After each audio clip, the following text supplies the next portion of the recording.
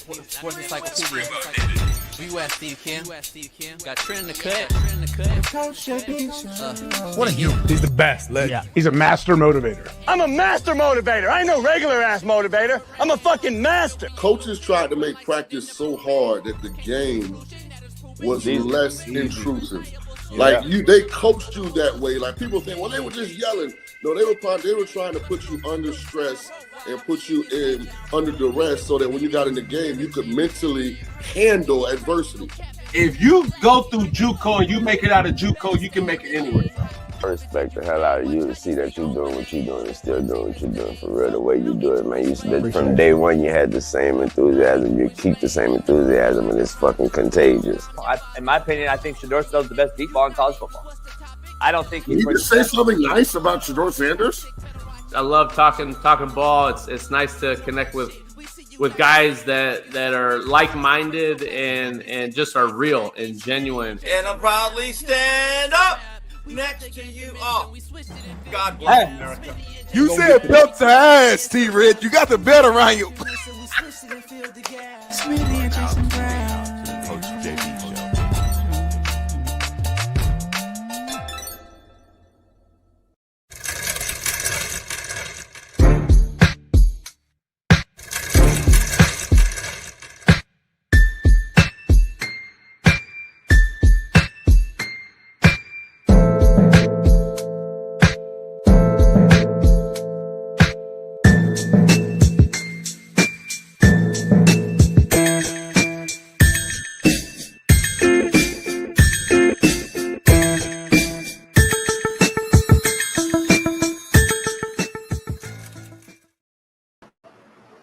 What up? We are in the building. It is Free Game Friday, and it's on the realest show on Planet ERF. So pound that like, subscribe, become a member.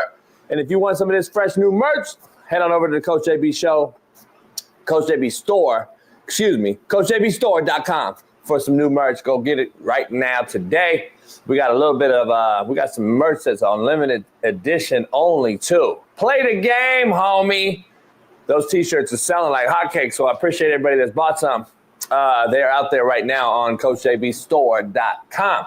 This show is powered by BetUS, so head on over to BetUS today and use my promo code CoachJB. Get you a 150% bonus on your first deposit right now, up to $2,000. So head on over there and shout out to First Round Performance, Skybox Tickers. So you can go over there, skyboxsports.net today. Use my promo code CoachJB. If you want a man cave ticker, a coaching office ticker, or a ticker just if you're a bettor or an odds maker or anything like that, the ticker shows it all. Short, fat, skinny, tall, it does it all. Shout out to everybody, though, man. Prize picks and all. Winnable, you name it, we got it. So pound that like, man. We got a loaded lineup. It's Free Game Friday. Dr. Jesse Morse will join us, talk about this weekend's NFL injury updates. Plus, Shaun King, Super Bowl champ, will pop in on us. And, it's Free Game Friday, man. Let's start it off with a banger. But before we start, let's bring in my co-host extraordinaire, Naptown's finest, Far East Sider, LeBron hairline having, Lamar Jackson loving, AR5 defending, Caitlin Clark jocking, Fox Sports very own, Big Smitty. Welcome him in right out the gate, because I need him in here. Yeah.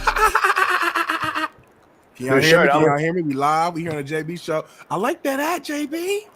New shirt, too. New shirt, new hat. Ooh. The logo on the sleeve? Ooh.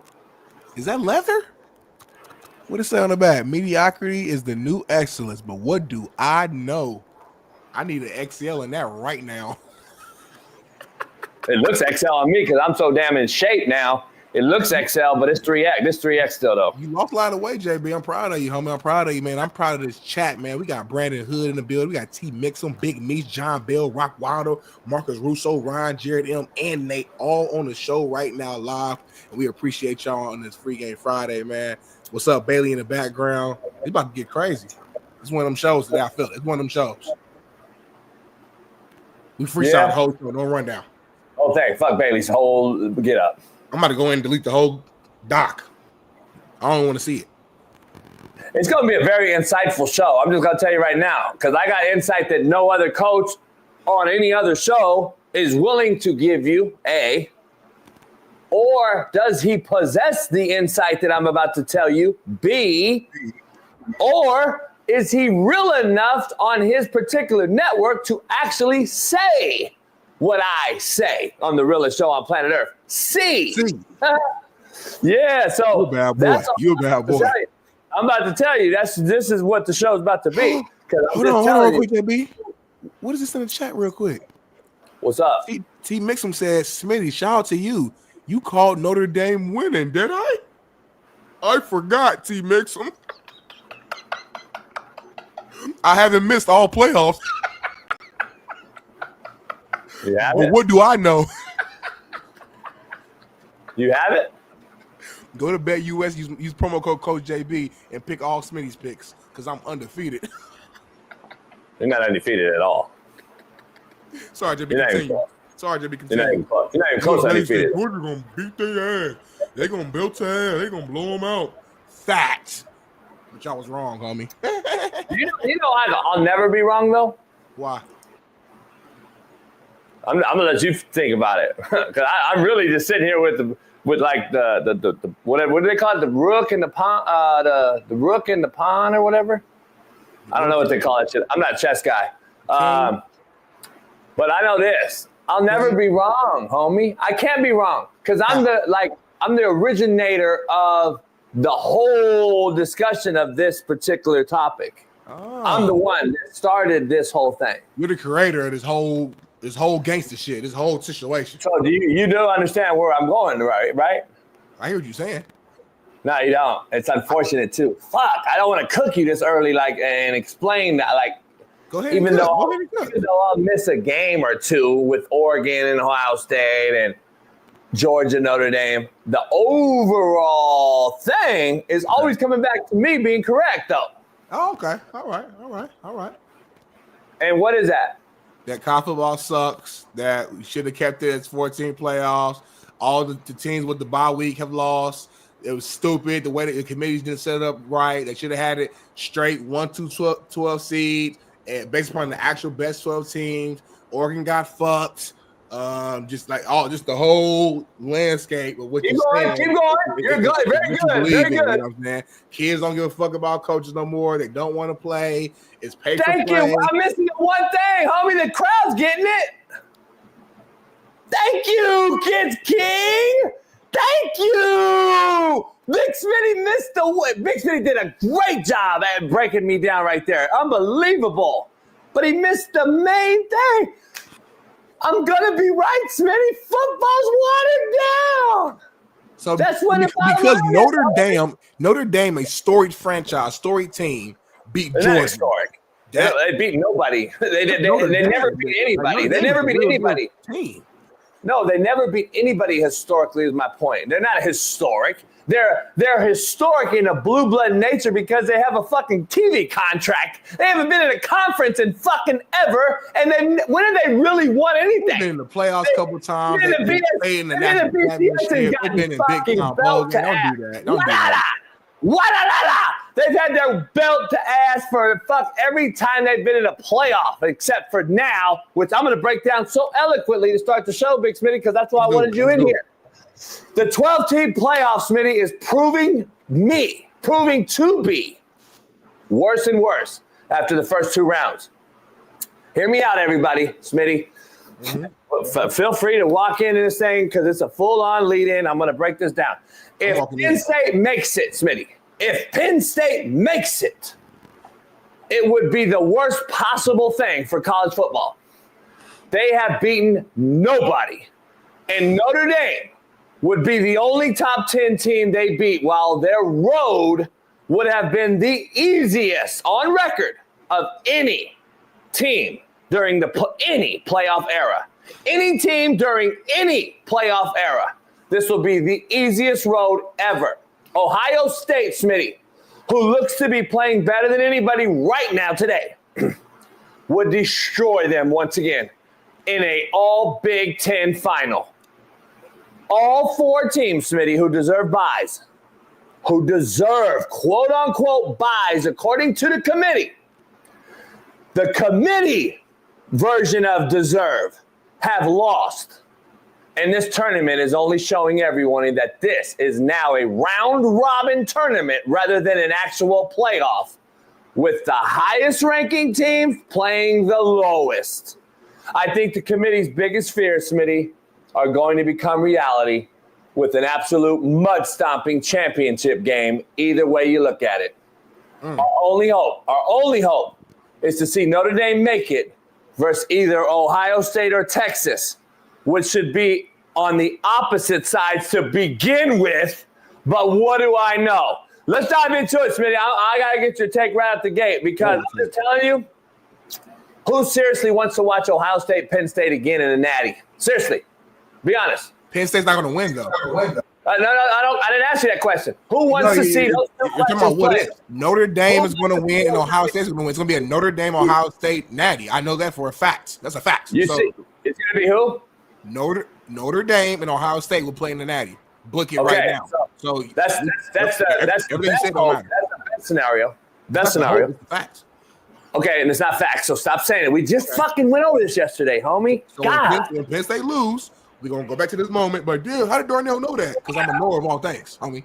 All right, so anyway, let's get back to reality. If Penn State and Ohio State meet up, is that not going to prove my point in the way they seeded this thing to be wrong, A, because they didn't forward think this at all, B, why do I want to see Ohio State, Oregon play twice to start the playoff the second time? And why do I want to see Penn State, who got mollywopped by both Oregon and Ohio State, play again against Ohio State? This just doesn't make sense in any facet or form that you've created this tournament this way. Penn State, Smitty, we got to be hypotheticals here because hypotheticals can actually be it. This is a Final Four, is it not? It is. Can I be honest? Sure.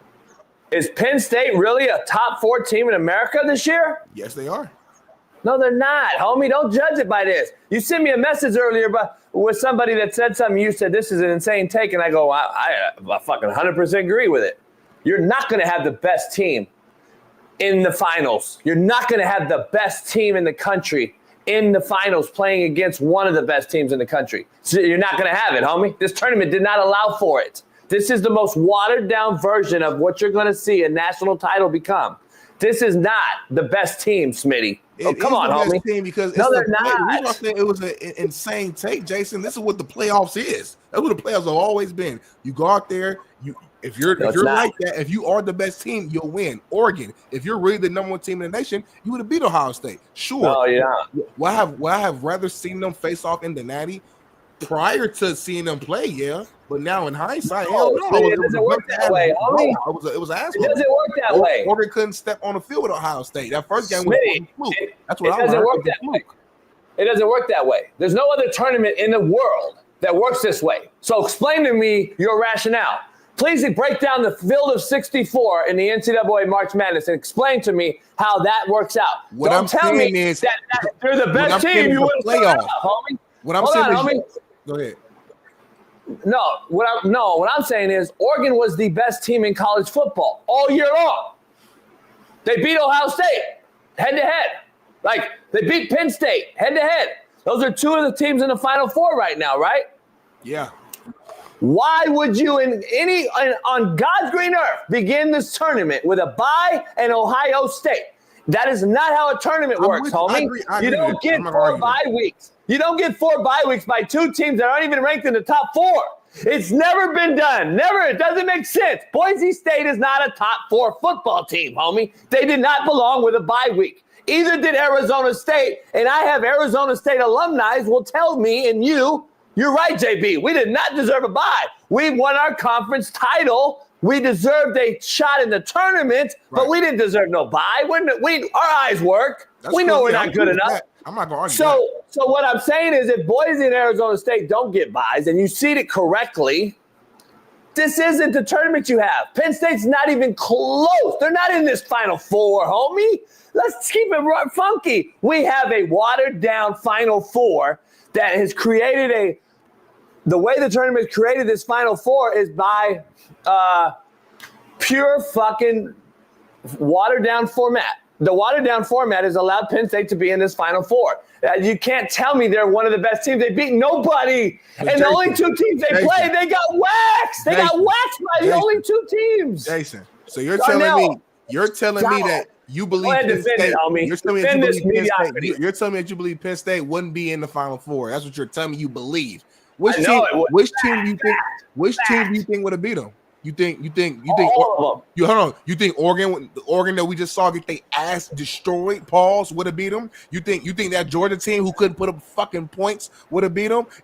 Your mind is blinded by either A, the history of a team, or B, what you saw weeks ago in the regular season. It's the playoffs now. Carson Beck didn't play, homie. That Oregon team that showed up, that wasn't the same Oregon team that we saw all year, homie, for whatever reason. So in the playoffs, it's about win or go home. So when I said earlier, this is what the playoffs have always been, I'm not talking about the seeding. I'm saying when you say these are the 4 best teams, no, the 4 best teams are the teams that won and made it to this point. It's like in the NFL. When the Giants was fucking 9-7 in the regular season, you could say they're not the best team, but they got hot in the playoffs and they won all the way up to Super Bowl. They became the best team. They played against a Patriot team that was undefeated. That's what it is. Yeah. You win. You earn. You're cooking right there. Let me position. And if they make it to the Natty, if they beat a Notre Dame team that's been rolling, who just cooked Georgia, who's a dog in here, and Penn State beats Notre Dame, that's a legit big time win, and they earned the national title game. And you also notice this: you're picking out one team out the 4. You have no problem with Texas. You have no problem with Notre Dame. You have no problem with Ohio State. So you're just trying to find the one thing that fits your argument, and found the one team, Penn State. I could always say that. What about the TCU a couple years ago with the old format? We can always pick and choose and dibble and dabble and say this team there, that team there. At the end of the day, these teams earned this spot, and we're going to see a phenomenal national championship regardless of who wins. The Penn State wins in Notre Dame, that proves they're legit. If they're not legit, then Notre Dame is going to beat their ass in, and they're going to play with Texas or Ohio State, which is a phenomenal natty. They got it right. So you everything you have said has zero correlation to this. You mentioned the Giants 9-7 getting in the playoffs, beating a team. That's not how it works, Smitty. I don't know if you realize. Because you know why? Because SMU and Indiana, to your 9-7 equivalents, wouldn't even be in the fucking tournament, homie. They wouldn't be in the playoff. So you're making zero sense, and neither does the chat understand that SMU, Indiana, and whoever the fuck else was in the tournament that Penn State had an awful road to beat would not even be playing in the tournament, and Penn State wouldn't even have fucking they would have to play a real team. So Penn State, who got beat by Oregon and Ohio State, draws Boise and Indiana to start with. I'm sorry, SMU and Boise to start with.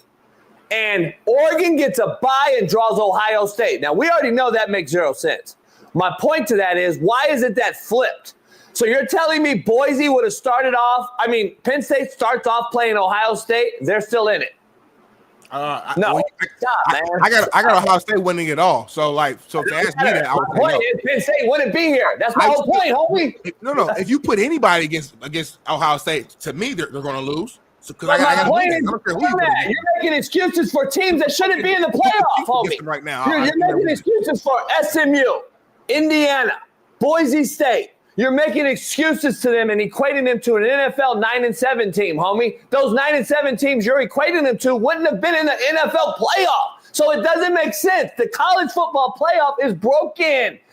TCU, you keep mentioning, homie. They made the fucking Final Four, Smitty. Stop bringing this up with a 12-team playoff. There's no comparison, homie. TCU legitimately made the Final Four. And you can't mention top 14. Yes or no? You cannot mention the to your head that they were a legit top 14. Yes or no? Yes or no? Hold on. Did they beat Michigan? No. Did they win a game? Yes, they were. Did they win a game? Did they win a game? Yeah, Michigan. Did they win that fucking game in the tournament? Okay, then. So how are they not? How are they not? Penn State win 2 games. How are they not? Fucking then. And if they beat Notre Dame, they'll win 3 games. God damn, this guy don't understand. He can't think. He can't think and run and talk at the same time. Yep. So TCU in a 4-game format is equal to Penn State in a 12-team format playing SMU and Boise. Yep. All right. Well, now we know why you're watered down. God damn. Yep. This motherfucker wants mediocrity. No wonder. Shit. No wonder this motherfucker likes Mina Kimes. No wonder you like Mina Kimes, homie, and defend women coaching. No wonder you defend women coaching, homie. I love Mina Kimes. No wonder. And my bigger take here, y'all. Now we know. Now we know why you love women coaching football, homie. We get it now. Homie, we know now. You like mediocrity. Put your arm you down. want mediocrity. Put your finger Well, fuck. You wanted a woman to lead us men in the world. So guess what? I know. You think women can lead men. Go ahead. That's what you do when you're losing. You try to find a way of like attacking some random thing that has nothing to do with what I'm talking about because you have no ammo to shoot back. So you gotta just go reach for anything. You mean the guys? Women can't coach. Stay on the task at hand. We're talking about the college football talk right now. And I'm kicking you so bad. You know what to say. My bigger point with these playoffs that proves that they got this playoff thing right is that teams like Ohio State, teams like Notre Dame wouldn't have even been in the top 4 conversation if it was the old school format.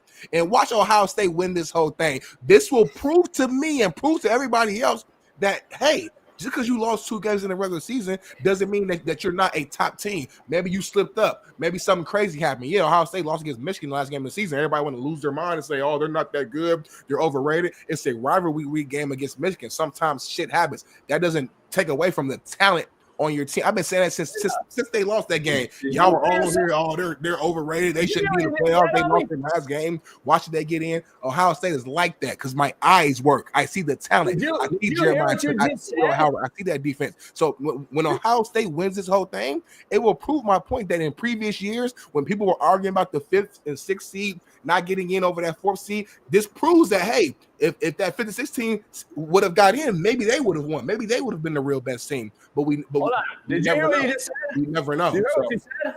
You heard what you said. You literally just contradicted your whole argument, right? I know exactly what I said. You just said that in previous years, these teams wouldn't even have been in the tournament. Yeah.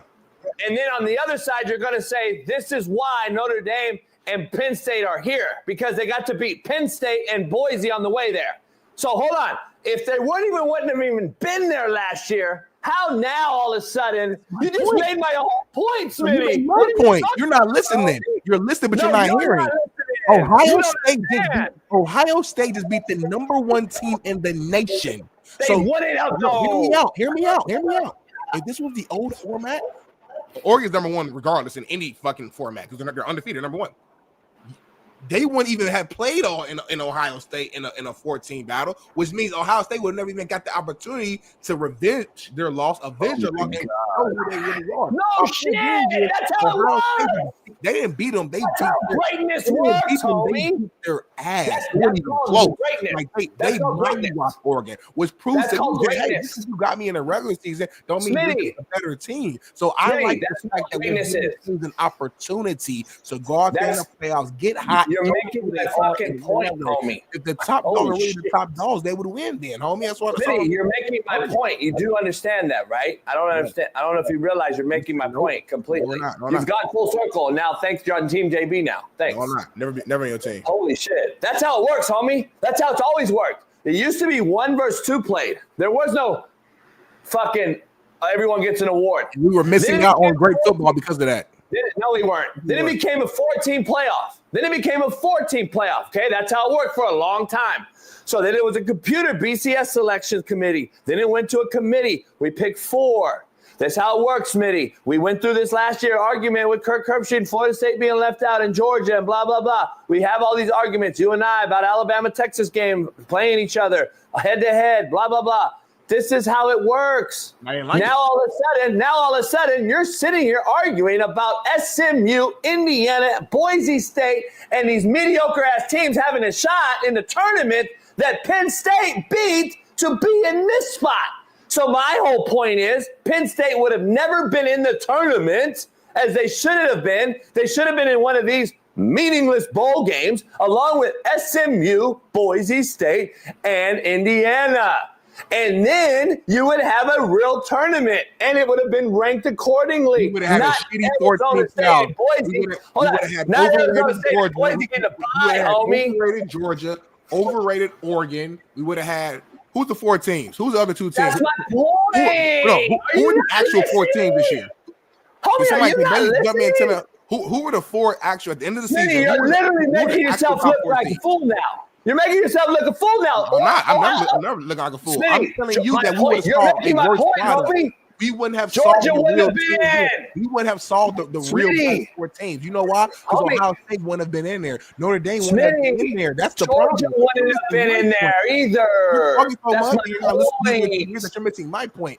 2 of the teams that I predict that will be in the Natty, which is Notre Dame and Ohio State, probably wouldn't have even been in the top 4 playoffs, homie. And again, these are teams that are beating other good teams.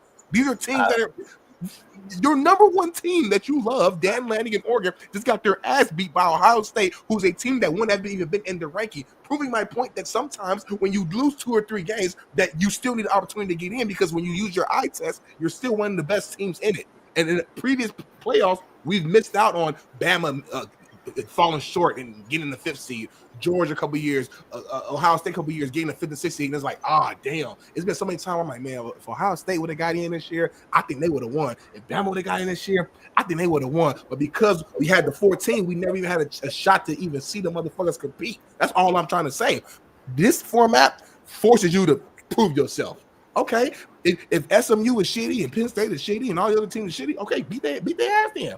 Beat their ass. Everything should play out the way it is. I agree with you. Oregon and Ohio State on paper shouldn't have played each other first. I agree with you on that. It reminds me in high school, I was the number 1 team in the state. We played against the number 2 team in the state in our sectional round, which is the early round of playoffs. We ended up losing. I was pissed off. I'm like, why are we playing them this early? I understand what you're saying. But at the end of the day, if we were the best team, we should have fucking beat them. If Oregon was the best team in the nation, they're undefeated, beat Ohio State again. No excuse. I'm not going to sit here and cry because you had a tough opponent in the first round. In summary, homie, that's football. It's man to man. You sound like a beta male right now. I'm an alpha. In summary, man to man, no excuse. I'm going to beat you. That's what it is. In summary, Smitty wants everybody in the tournament. All things mediocre. Put everybody in. Ball State and everybody. I said Ohio State and Notre Dame would be. I don't think Georgia. We should have a 132 team tournament. Notre Dame. 132 team tournament. Proving my 132 teams. Let's put them all in. Let's put 132 teams in. Smitty made my point. The chat agrees. You made my point. Thank you. If the chat agrees, that's how I know I'm right. If the chat agrees with you, they agree with you early. They agree with you early. Respectfully, not all of them. No, they was on your side, Smitty. Your little fool who just likes to hang on your ball hairs and whatever you say. They was on your side, homie. You didn't see? You didn't see? I know I fucking want to. You didn't see? They were on your side. They were on your side. 100 people who just say agree with everything you say. They don't prove nothing. Smitty, they were on your side. And then you cooked yourself. I'm not talking about the entire chat. I said you have your little crew of 100 people who agree with every single thing that you say, no matter what you say. You're looking at those comments and feeling like you won. When they agree with you, that's how I know I won. Everybody was on Smitty's side. Everybody was on Smitty's side to start the whole rant. You were cooking. Everybody thought you were cooking, and then you cooked yourself and made my point. I've been cooking. See, the difference between me and you need validation from other people to see if you won or not. I won because I know I won. Take that quote of the day. You need validation from other people to know if you won. I won because I know I won. I know that's what that's called? Opinionated fact. That's another fact. It's fact when it's not.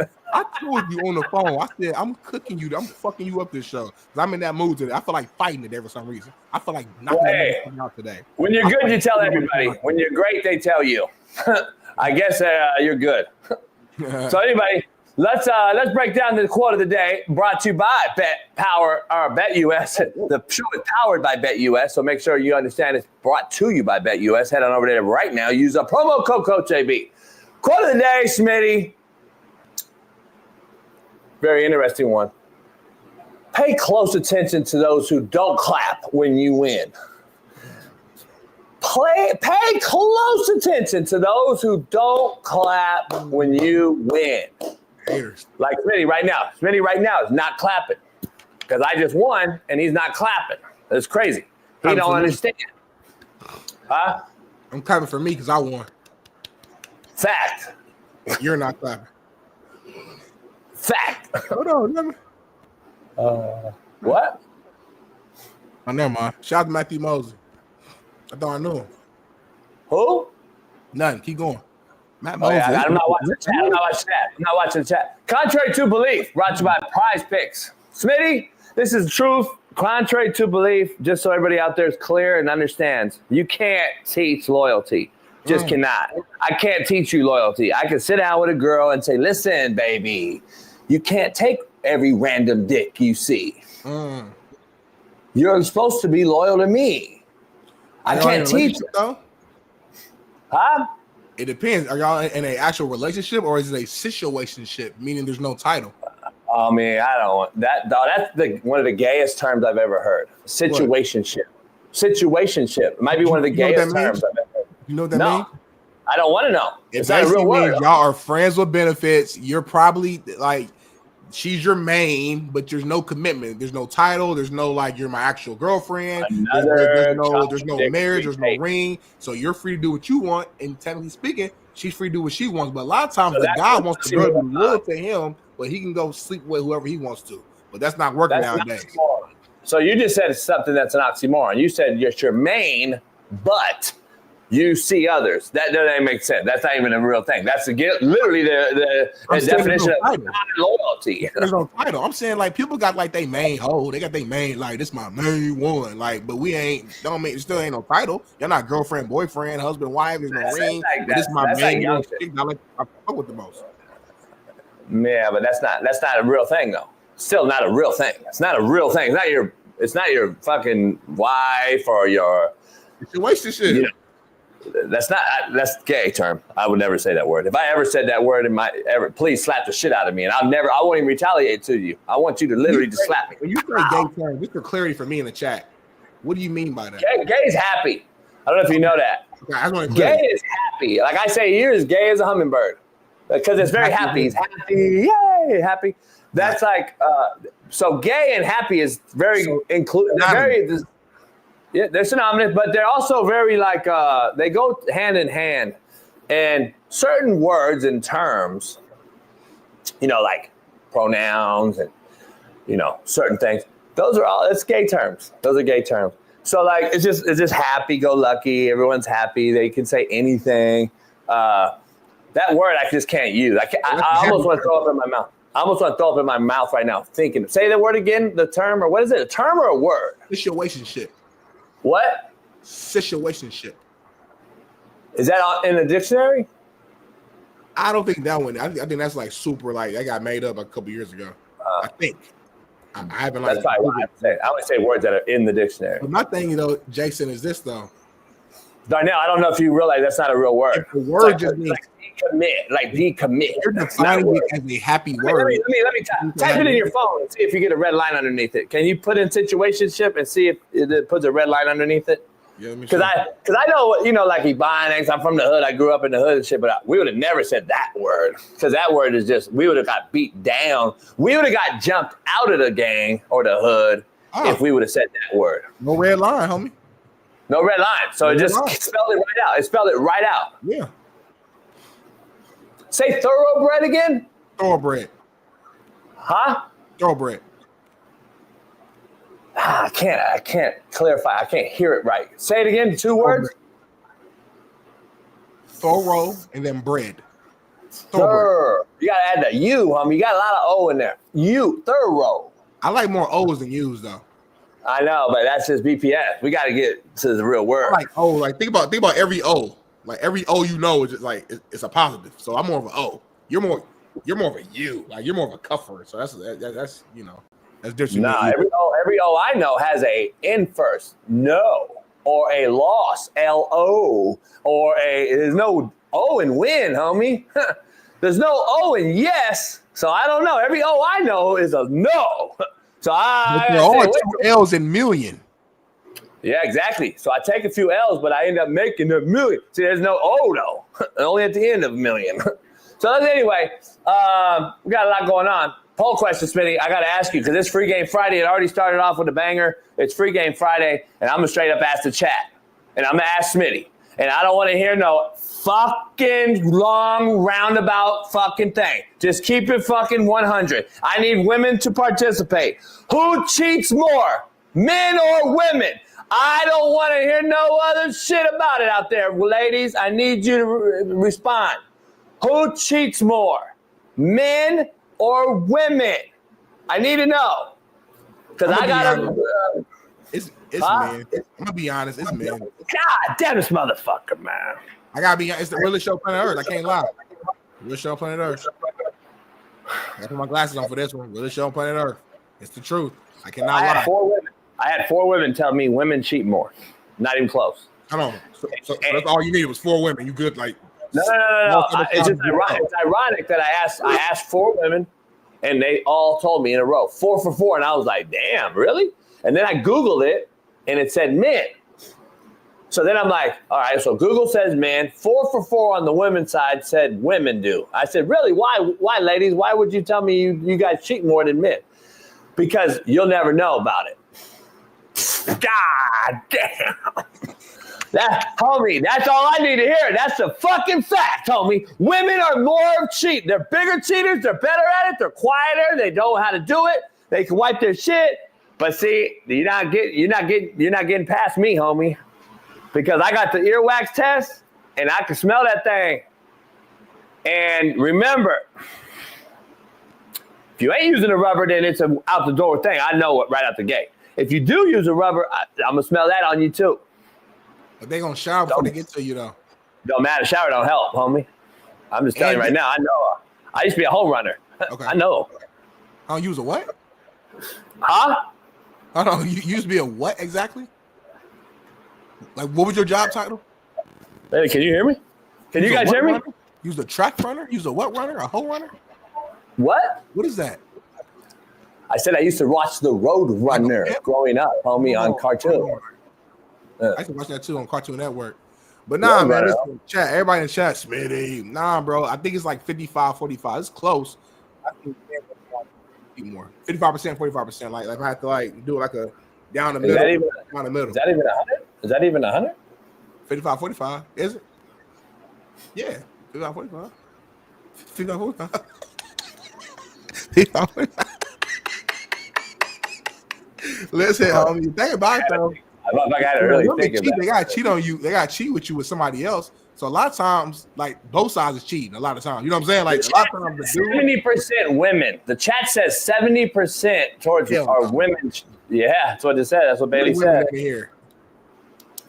Let me see the women. No. The chat said. The chat said women. The chat said women are 70%. Women are better cheaters, but men cheat more. I agree with Jazzy on that. Women are better, but men do it more. Isn't that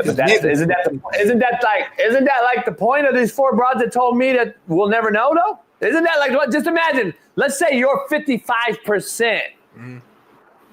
Or I'm sorry, you're 45%. We don't know the other. How do we not? Like think about it. It could be 85%. We don't know because Lucy and them said you'll never know. But Lucy don't cheat. Lucy's super faithful, so she don't even know. I'm just saying. She's saying though that she's first of all she said that the poll question's flawed. Second of all, I don't know what she means by that. I need to get clarification. She's a social worker. She's in the brain. She's in your mind. She's working you. How you know that? How do I know what? All that information about Lucy. How you know she's a social worker? She's you said her age, her birthday. How you know all that information? I didn't say any of that. I said because she's always in here. She knows. She's told us what she is. Okay, continue. Social worker. Okay, continue. So, in that, having said that, Lucy, I think you're understanding this thing. No, the whole chat is 70-30, not the women. There's not 70-30 women to men ratio. It's the chat right now. 3,000 people total.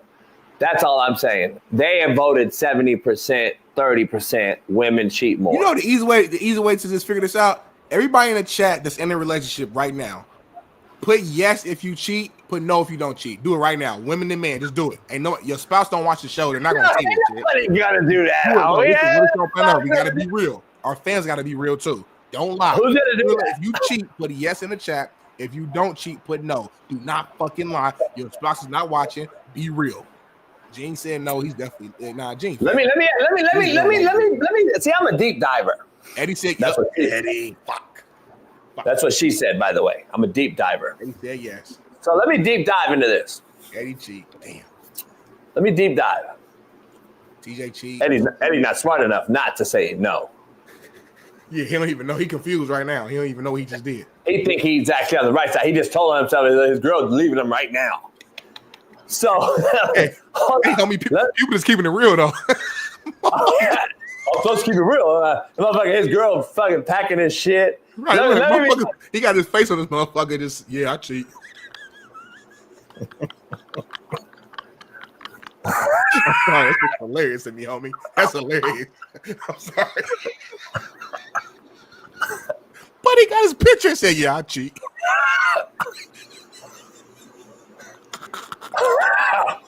Homie, this motherfucker just telling his motherfucking self. Homie, hold up. Hey, Big Keith, you in here? Do you cheat with G Wizzle? Hey, listen, let me ask you something. Let me do a deep dive, though. All right. If your spouse has passed away. Oh, shit. No. Listen to this. I'm going to flip this on a real deep conversation, Lucy. Hope you're listening, Lucy. Yeah, Lucy. If your spouse, let's say the man's spouse, the woman, passes away. Mm-hmm. And let's say a woman on the other side's man passes away. They were husband and wife. Who's quicker to bounce back and go fuck for the first time a new person? Is the woman quicker to go to the new man, or is the man quicker to go to the new woman? That will clarify this whole who cheats more thing. I'm just keeping it funky. That is the way to know. That's a hell of a question right there. In that scenario, I think it's the woman. It's the quicker one to go. They cheat more, homie. And you made my fucking point. Because women be like emotional. I just lost my husband. I'm just sad. I just not emotional. You know what it's about? They already got a motherfucker lined up. Background? They already got a dude lined up, homie. That's how they work. So they was planning for this shit. It's not planning. It's not a plan. It's always it's an ongoing fucking thing. What? Come on, homie. Free Game Friday, homie. I'm fucking teaching women game out here. Lucy? No, Jazzy. Lucy and Jazzy gonna be the two women in here trying to fight it. No, they don't. How many women at the funeral, Smitty? At the funeral, oh, Lucy, I'm so sorry for your loss. Ooh. And they all Philly, touchy like a motherfucker. And if you need anything, Lucy, here's my number. Don't feel free to call me anytime. Now the guys, it's game hit. I'm a fuck. The girl, vulnerable, play the game. See what come on, homie. The women are the first one. I tell them. And you know what the cold part is? What? I'm about to drop even more cold facts. Keep going. The one they bounced back with was the husband's homie. Oh.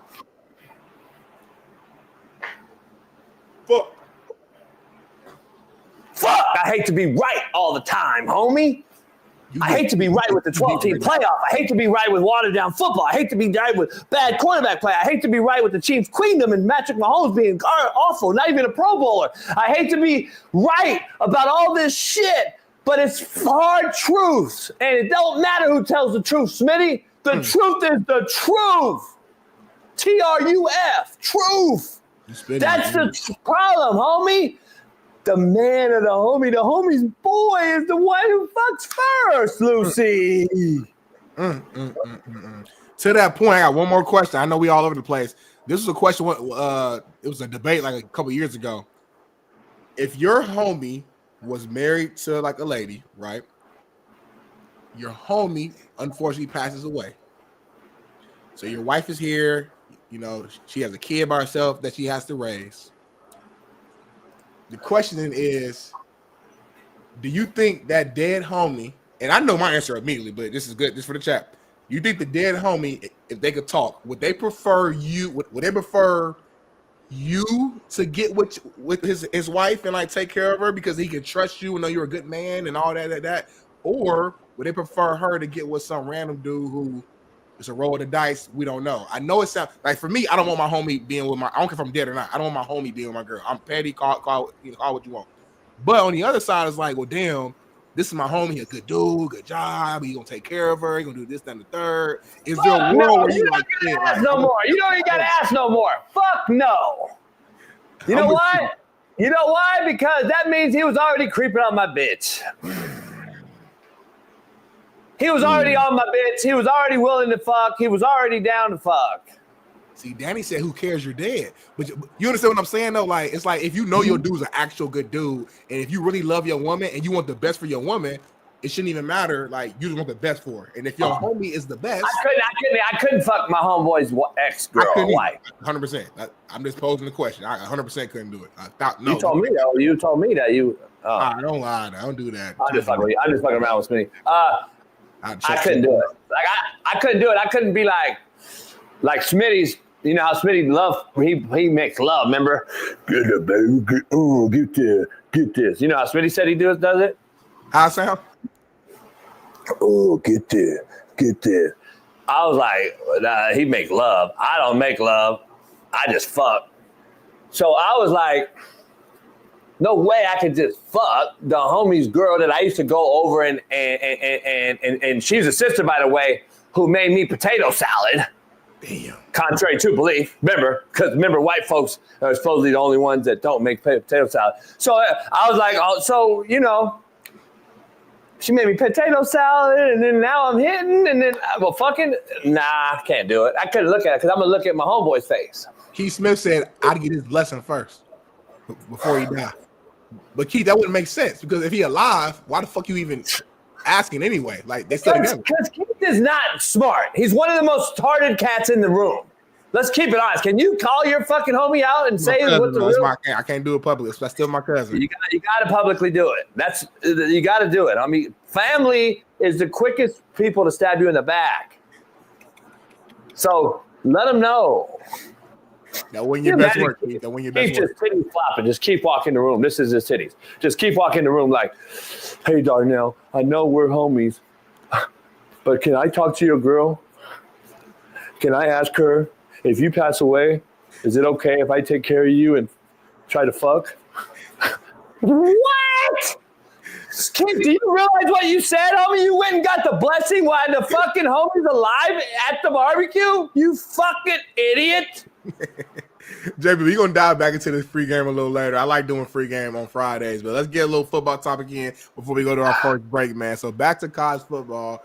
I don't know if you guys saw this, but during the Georgia game, man, Georgia was given a sideline interference penalty after the official collided with number 39 Parker Jones, who's a Georgia DB who's not suited up. He's a what? A Georgia DB who's not suited up. He's not. Look at him. He's not playing. The black guy in the red? The black guy right there? Hold on, Bailey. Bailey, come in. 39's a DB, homie? See, motherfuckers just be saying shit. They don't listen. We got a real show, man. Hold on, Bailey. 39's a DB? No, that you said it. You said it. That's why I kept stopping you. He is a corner. It's the truth. Was I lying or something? He's literally. Look at the video, Bailey. He look like a damn walk. No, I'm talking about Smitty. Smitty was reading the thing verbatim, and he said DB, and I just stopped it. Yeah, but it was the truth though. I don't care. It's not the truth. Let's stop. No. Bailey just confirmed it. He's a corner. He's a DB. I get all that. It's not the truth. Stop. So what is he then? A walk-on offensive guard? It's not the truth. Stop. What is he then? Tell me his position. What kid out there on that field is he covering? I mean, he's 190, 5'11", good size. Who's he covering? Georgia. Who's he covering? Fucking Julio, all the top, Jamar, all the top dogs, like the top guys. He's not covering no one. There's a reason he's on the sideline too, in jeans. And let's be honest, is that Pat McAfee? He got the long sleeve, homie. Hold on, man. No. There's no way he's a corner for real though. I'm not trying to be funny. Right there, McAfee, right there. Oh, that literally is McAfee. Why are you so hyped for Georgia? So hold on, homie. First of all, it's a shit show. That's a lot going on right here. That's way too much. I would never allow all that shit on my sideline. Now, I'm not knocking Kirby. Kirby's a fucking legend. I'm not going to say nothing about his sideline, but I'm just telling you that for me, that's way too it's too tight. Fuck look at the brother right there behind McAfee. I thought that was the DB. Why? Huh? That ain't Pat McAfee. What? That is I know. You gotta keep with the banter, homie. No, we know he's not Pat He fucking young. McAfee. But 39 though, ain't no way he's a corner. Hold on, no, homie. If anybody in this chat really thinks that we're serious, that we think that's Pat McAfee, you need to dememorize yourself. That's probably not a word. Dememorize your motherfucking self and get the fuck out of here. That means you literally have no sense of humor. You need to get the fuck out of the show. Holy shit. These motherfuckers in here like, JB, that ain't McAfee. That's cap. Holy shit, homie. Like, I can't even fucking joke on a free game Friday because you serious motherfuckers who will go on Twitter later on with a fake profile and your mama's picture, and now all of a sudden you're about facts. You fucks, get out of here, you fucking nobodies. Anyway. Can we break down who 39 is, though? I'm intrigued. I have no idea. I don't care. He shouldn't be on the football field at Georgia. He shouldn't be in a jersey. He should be the guy that's an analytic over the girl at Oregon. But that's a whole nother ball game. This is the guy that should be that guy, not a player. Jones. He should be like Parker Jones. Come on, man. That sounds like a fucking sitcom, like a show, or he should be handling like my taxes here next month. Like he's being accountant. Parker Jones. I'm gonna be honest. This guy is he's not. If he's a corner at Georgia, then we got a problem. I'm not gonna be mean to this kid. He probably a good kid. Shout out to PJ. They probably call him PJ. I'm sure they call him PJ or the teammates do. Probably a good dude. He probably gained some weight because he probably got injured. Because he looks slimmer right here. Right here, he could be a safety. I'm gonna go on an island, I guess. Yep. I would say his dad is probably funding Kirby on a backdoor deal, or he's got he's the one with the yacht and the private jet. His daddy, he probably has a hedge fund, and by default, you're on the team. Let's go. That's just what I would think, because he'll never play. But think about it though. This caused a flag right during the game. That's my point. So and then he was in the back, they put him on timeout, homie. They put him on timeout. Did you see him? They put him in the back. Have him in the corner holding books over his head. They had him in the back. He was in the back, like looking horribly sad, homie. What would you do though if you're the head coach, right? If you're Kirby and like, he'd be out there. I'd have booted that motherfucker. I'd have motherfucked him. I'd have booted the fuck out of him. Look at this motherfucker.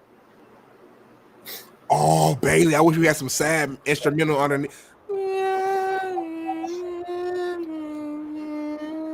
Look at him. Motherfucking sad. What's that emoji? The moment you find out the moment you realize you've done fucked up. Yeah. the moment you realize you've done fucked up. Man, have that fucking with the glasses, the Snoop Dogg. No, I'm just saying, homie, I'll be like, anyway, I'd have booted him. Now, the only thing is, like, again, to my point, who is his daddy? Because he didn't get booted either. So Kirby's like, it's okay. The daddy must be the motherfucker. I would look up a Jones at the Georgia Collective, and I bet you there's a Jones on that motherfucker. For sure. He's a top dog. He's funding all this. Their bowl gifts, everything. And he got a number that a lot of cats wanted. 39, right. Somebody wanted 39. The kicker or somebody that plays wanted 39 and they didn't get it. 39 is this motherfucker. He don't even work out with the team. He just owned the team. Like by name. He don't do nothing. He don't do nothing. Motherfuckers in the front row in the meetings and shit. Cats like, who the fuck is this? Like, this motherfucker, I'm telling you. He don't do 110, JB. He don't do no squats, no PRs. No, he don't do nothing. He don't do shit. Well, shout out to 39, man. Shout out to him, man. So another motherfucking DEI.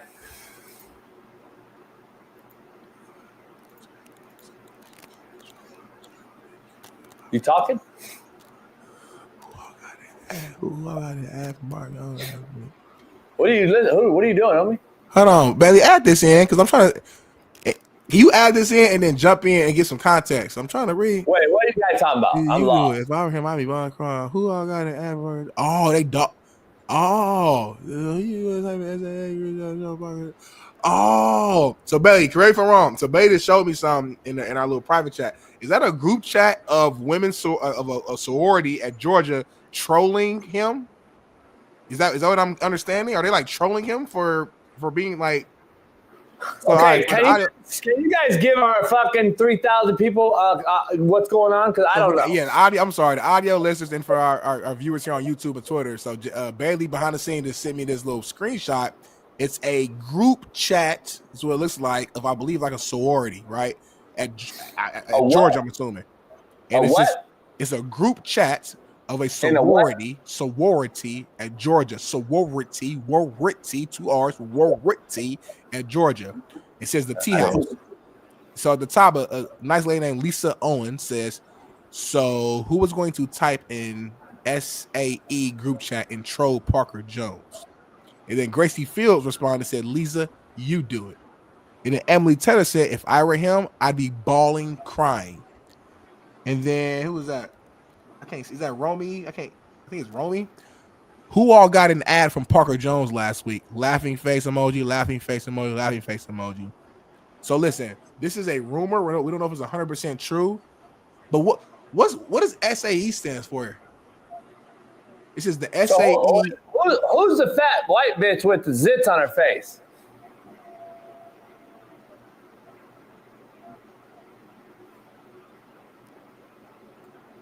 Who's the fat with the mouth open, the gog? I'm just asking, who's that? Is that who's typing? This whole thing confusing. I don't know what the hell's going on. I don't know. Who's the big bitch with she's got a bunch of like marks on her face? I'd assume that's probably like what, zits or whatever. She's in college. I don't know. Like timeout, homie. What's going on? So is this Tea House or Tea House is the group? Tea House is the name of the group chat, and I'm assuming it's probably like their sorority or something. Like, is that Liza? The Thought House or something. You know what I mean? The Thought House. Is that Liza? It could be Liza. I said Lisa. Liza, sweetie. Liza, sweetheart. Listen, you should jump on and go find Parker and suck his dick from the back and just appreciate Parker Jones for giving you this platform and understanding that you are an absolute fucking nobody. You're 350 from what I can see, and that's from the belly button up. And I don't even know what your calves and shit look like. I'm sure the motherfuckers are humongous. You should jump all over Parker. Parker is now a legend. Parker is now on everybody's show. He's going to be on McAfee today. He's going to be on ESPN, Liza. Jump on Parker's nutsack right now. And Parker's daddy is literally funding the whole thing, according to Big Smitty's, his sources. So make sure you go get on Parker right the fuck now. Stop trying to talk shit and clown. And let me just be honest, Bailey, keep that on there. Smitty, take your motherfucking shirt off and take a look at this. What does it say on the top? Can you please read it again and then take the S off before the AE? Oh, Liza Owen says, so who is going to type in the AE group chat and troll Parker Jones?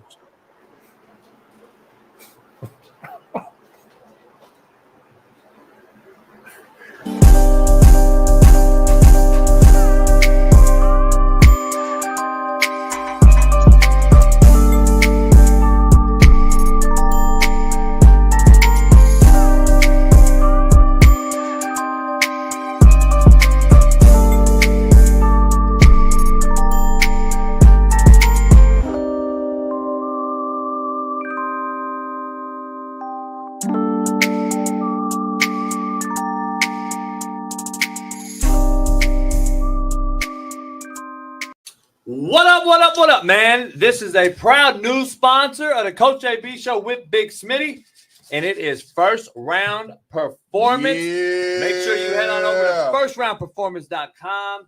We got the merch, the gear. They are top-notch company. High quality, JB. All about the quality here. Workout gear, exclusive gear. What's that right there, JB? By the way, nobody else in the country or the world has this short right here. You can put this short on. It helps your back. It helps your hamstrings, helps your quads as you work out. What? You can wear these right underneath your workout shorts or what have you. It's kind of like a girdle, but very, very comfortable. Shorts Against Syndrome. It's SAFS. Go head on over there and check it out. First Round Performance. JB, they got workout bands. They got ankle weights. What's this? What's in that box? Yo, kind of good. It's our first time seeing this. What's this? I'm nervous. What's that? A 40-yard dash electric timer. You can go get your workout on with the light and the strobe, the whole deal. Firstroundperformance.com. Oh, you just turned it on, JB. Bam. You want that smoke? Go check it out. I know you ain't trying to race me, I might JB. race Smitty and smoke him. You ain't trying to race me. You scared of that life. Yeah, this is the real deal. You guys got to go check it out. Firstroundperformance.com. Head on over there. Proud new sponsor of the Coach JB Show. This is nice, JB. With Big Smitty. And all this is mine, right? hell yeah. Listen, their premium gear, including the revolutionary SAFS shorts I just showed you, are expertly designed by a leading orthopedic surgeon to align your hips and relieve your pain. It is trusted by athletes and active individuals alike, whether you are pushing your limits with their high-quality resistance bands, as Smitty just showed you, or boosting recovery with the powerful dual-spectrum red light therapy devices that I just showed you. First Round Performance delivers the tools needed to stay at the top of your game. Whether aiming for peak performance or simply wanting to live pain-free, they've got you covered. Visit firstroundperformance.com or shop on Amazon today. They just launched their AmazonStore.com, their Amazon store. This is out there, First Round Performance on Amazon. And so go help them out and grab some performance gear today. And please feel free to reach out to us if you have any questions. Yes, sir. Go First Round. Go First Round, baby. The promo code will be Coach JB. So check that out and head on over there today. Get right, baby. First Round, the highest quality. First Round Performance, go get you some merch. Ooh, I like this shirt. I like this shirt, JB. Peace.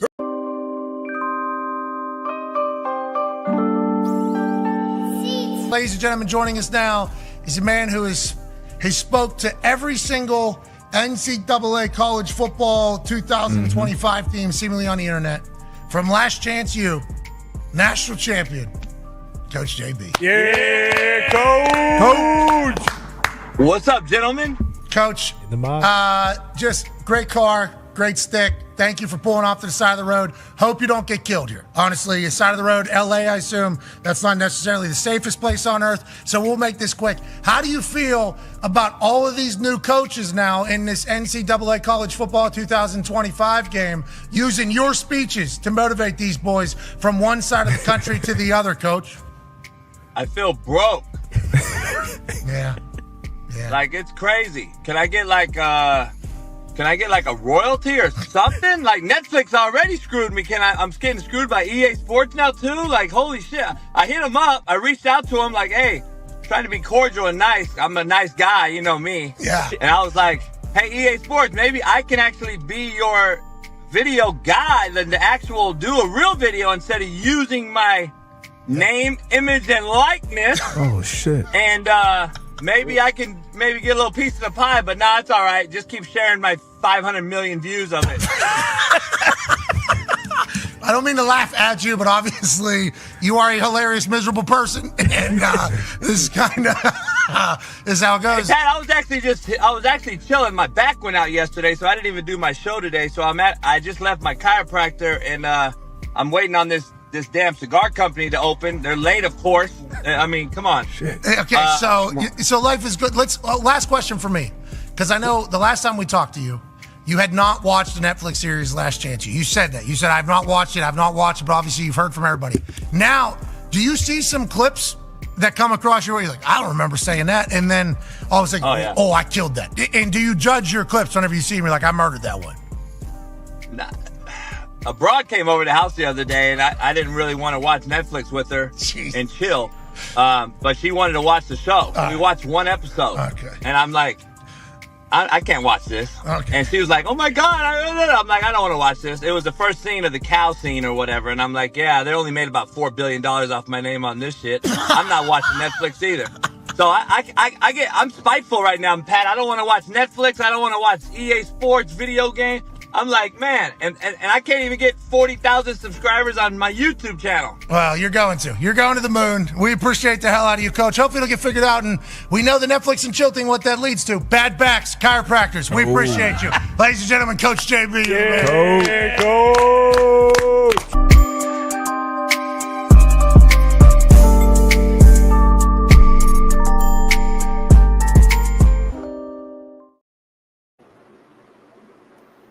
Yeah, it's time to go. Light up a stick, sip some yak, do what you do. Smitty's going to hop in here right now with me, and I got inside information that this is what happened after the Parker Jones situation in the locker room with Kirby Smart. Take a look. Oh, man, this is deep.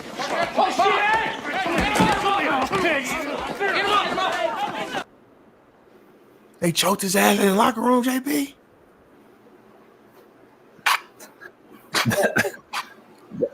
That was Kirby at that motherfucker at halftime. He's like, stop, Curb. He was like, stop, Curb. My dad's going to take his money. And Curb let go. That's what I would have done to that motherfucker.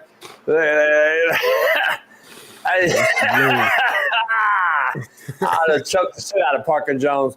And hey, Gog, you better go get that motherfucker, Liza. I'm just telling you right now, homie. You better go get that motherfucker, Liza. Before we move on, is this a dude or a girl, you think? What the fuck is an AEGC? They're new to the shows.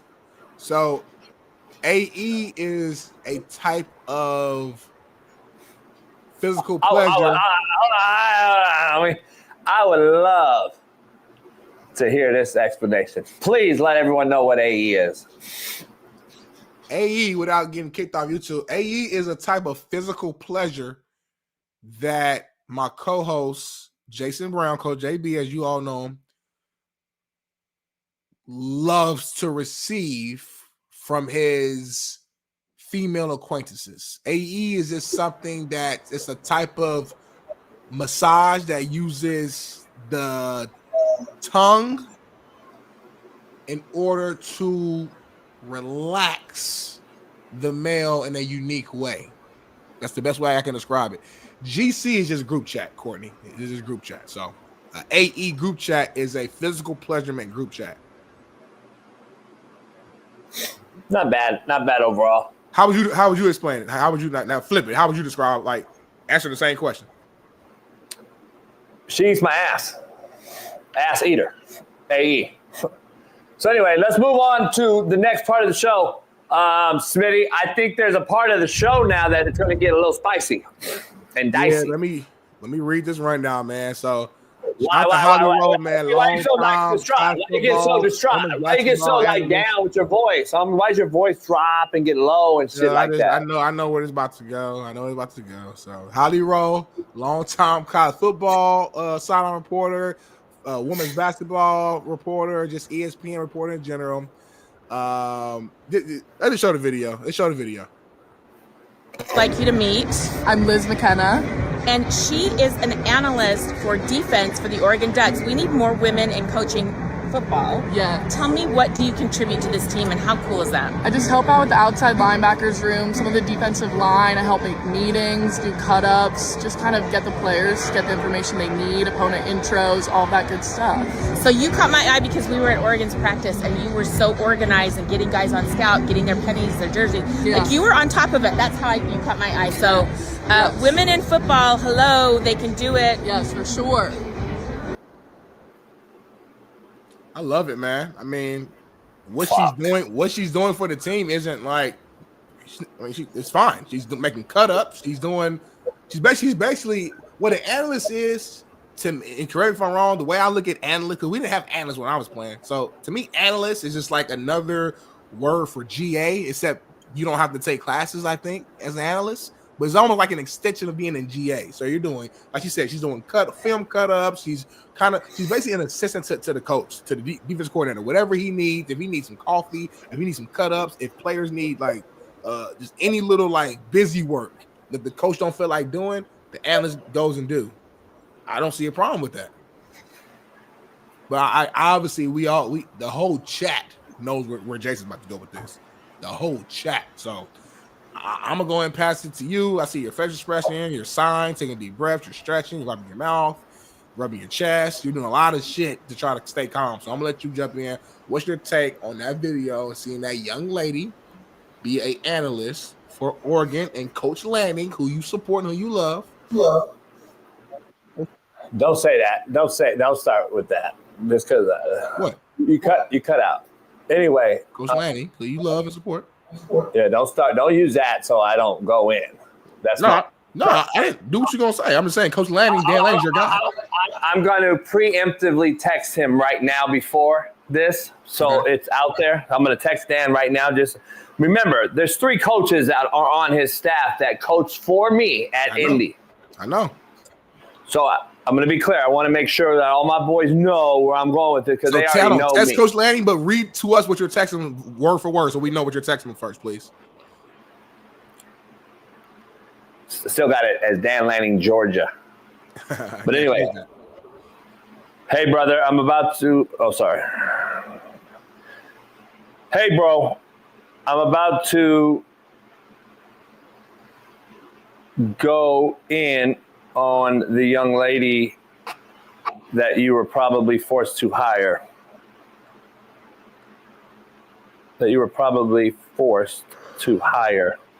So take no offense. You know me. How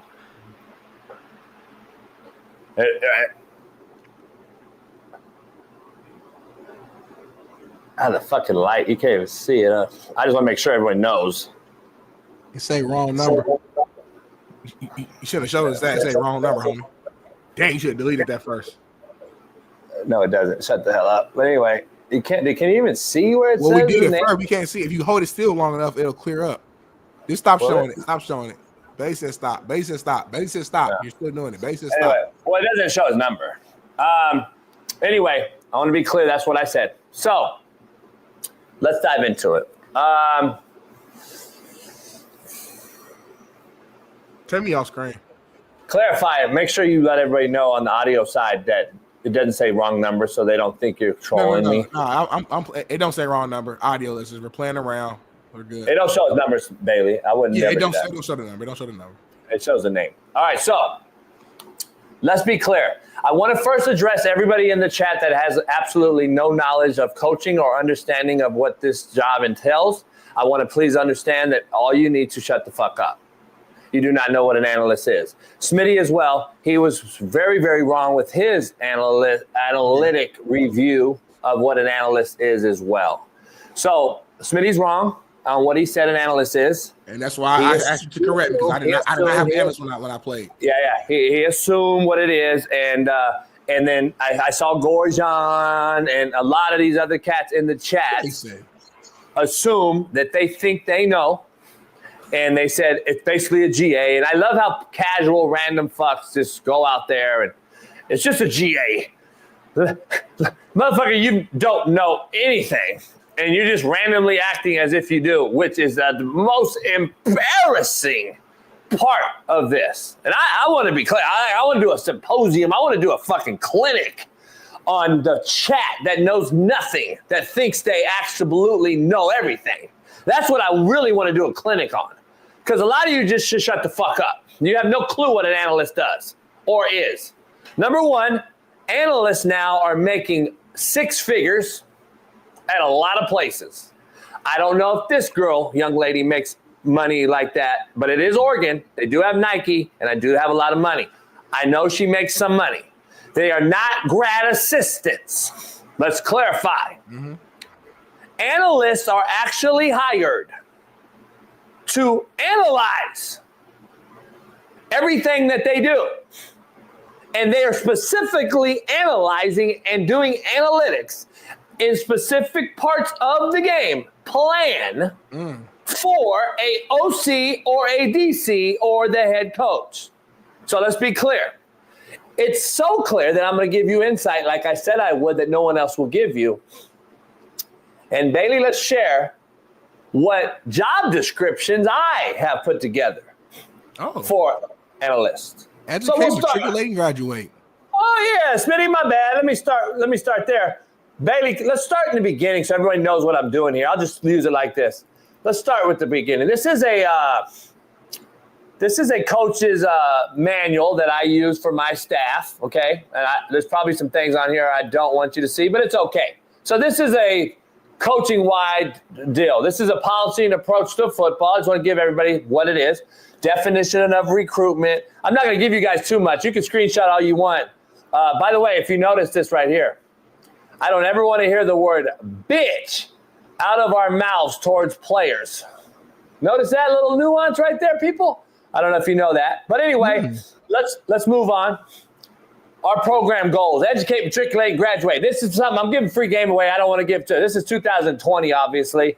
There's some things in here that I probably don't want you to see, but it's okay. This is the winter and the spring goals. Don't be a guy, be the guy.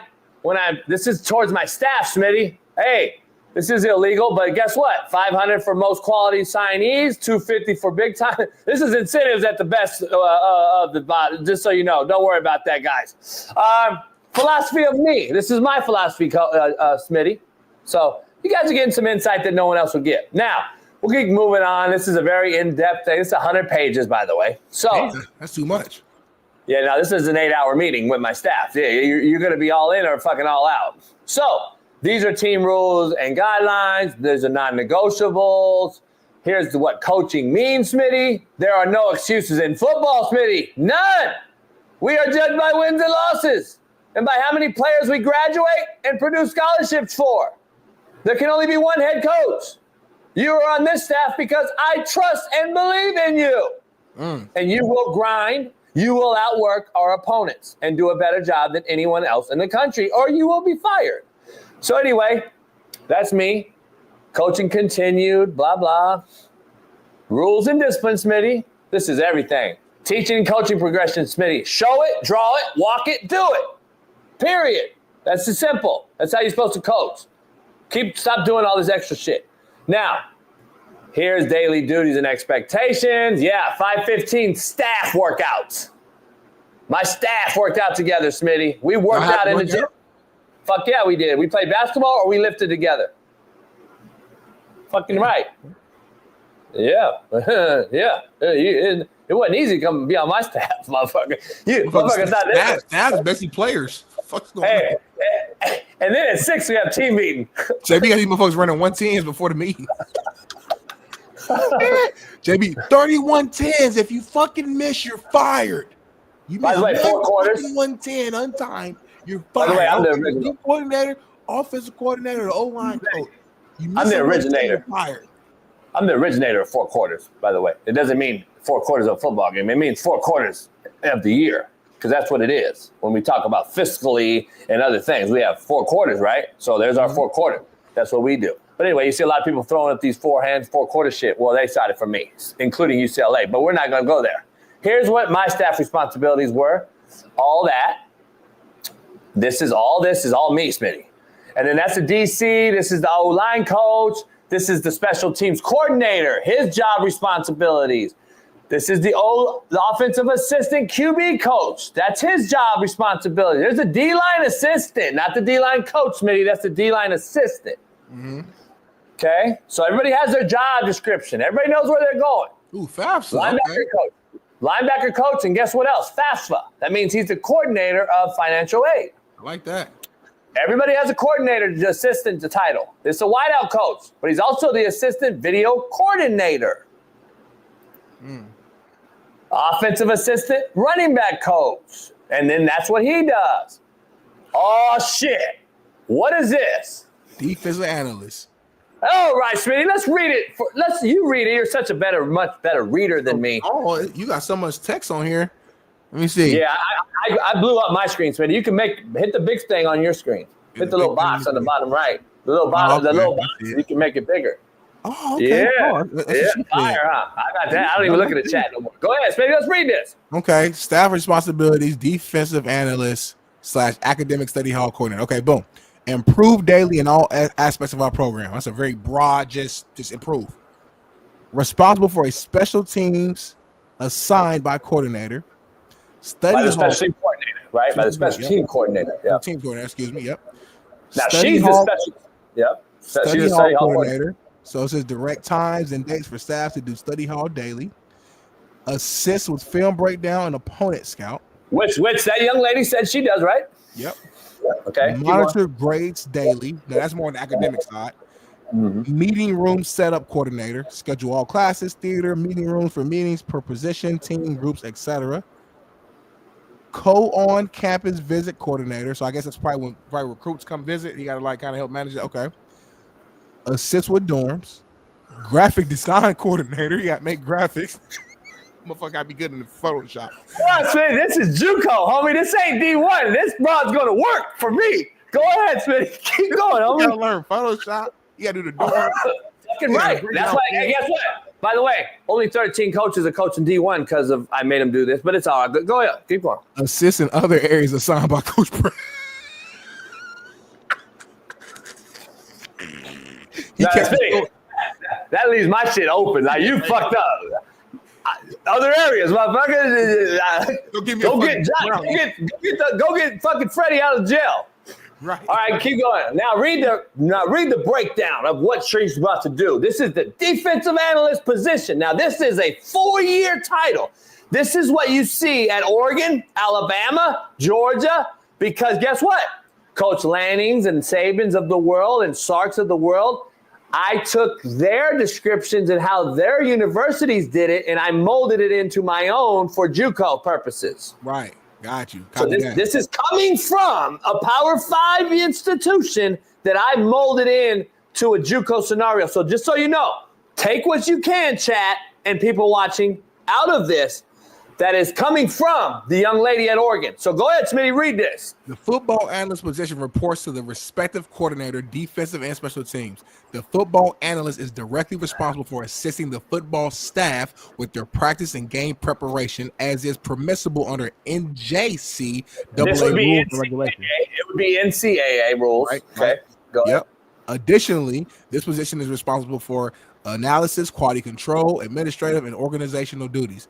This role is also mandated to adhere to all department and college policies and procedures, as well as the rules, regulations, bylaws, and interpretations of the NJCAA.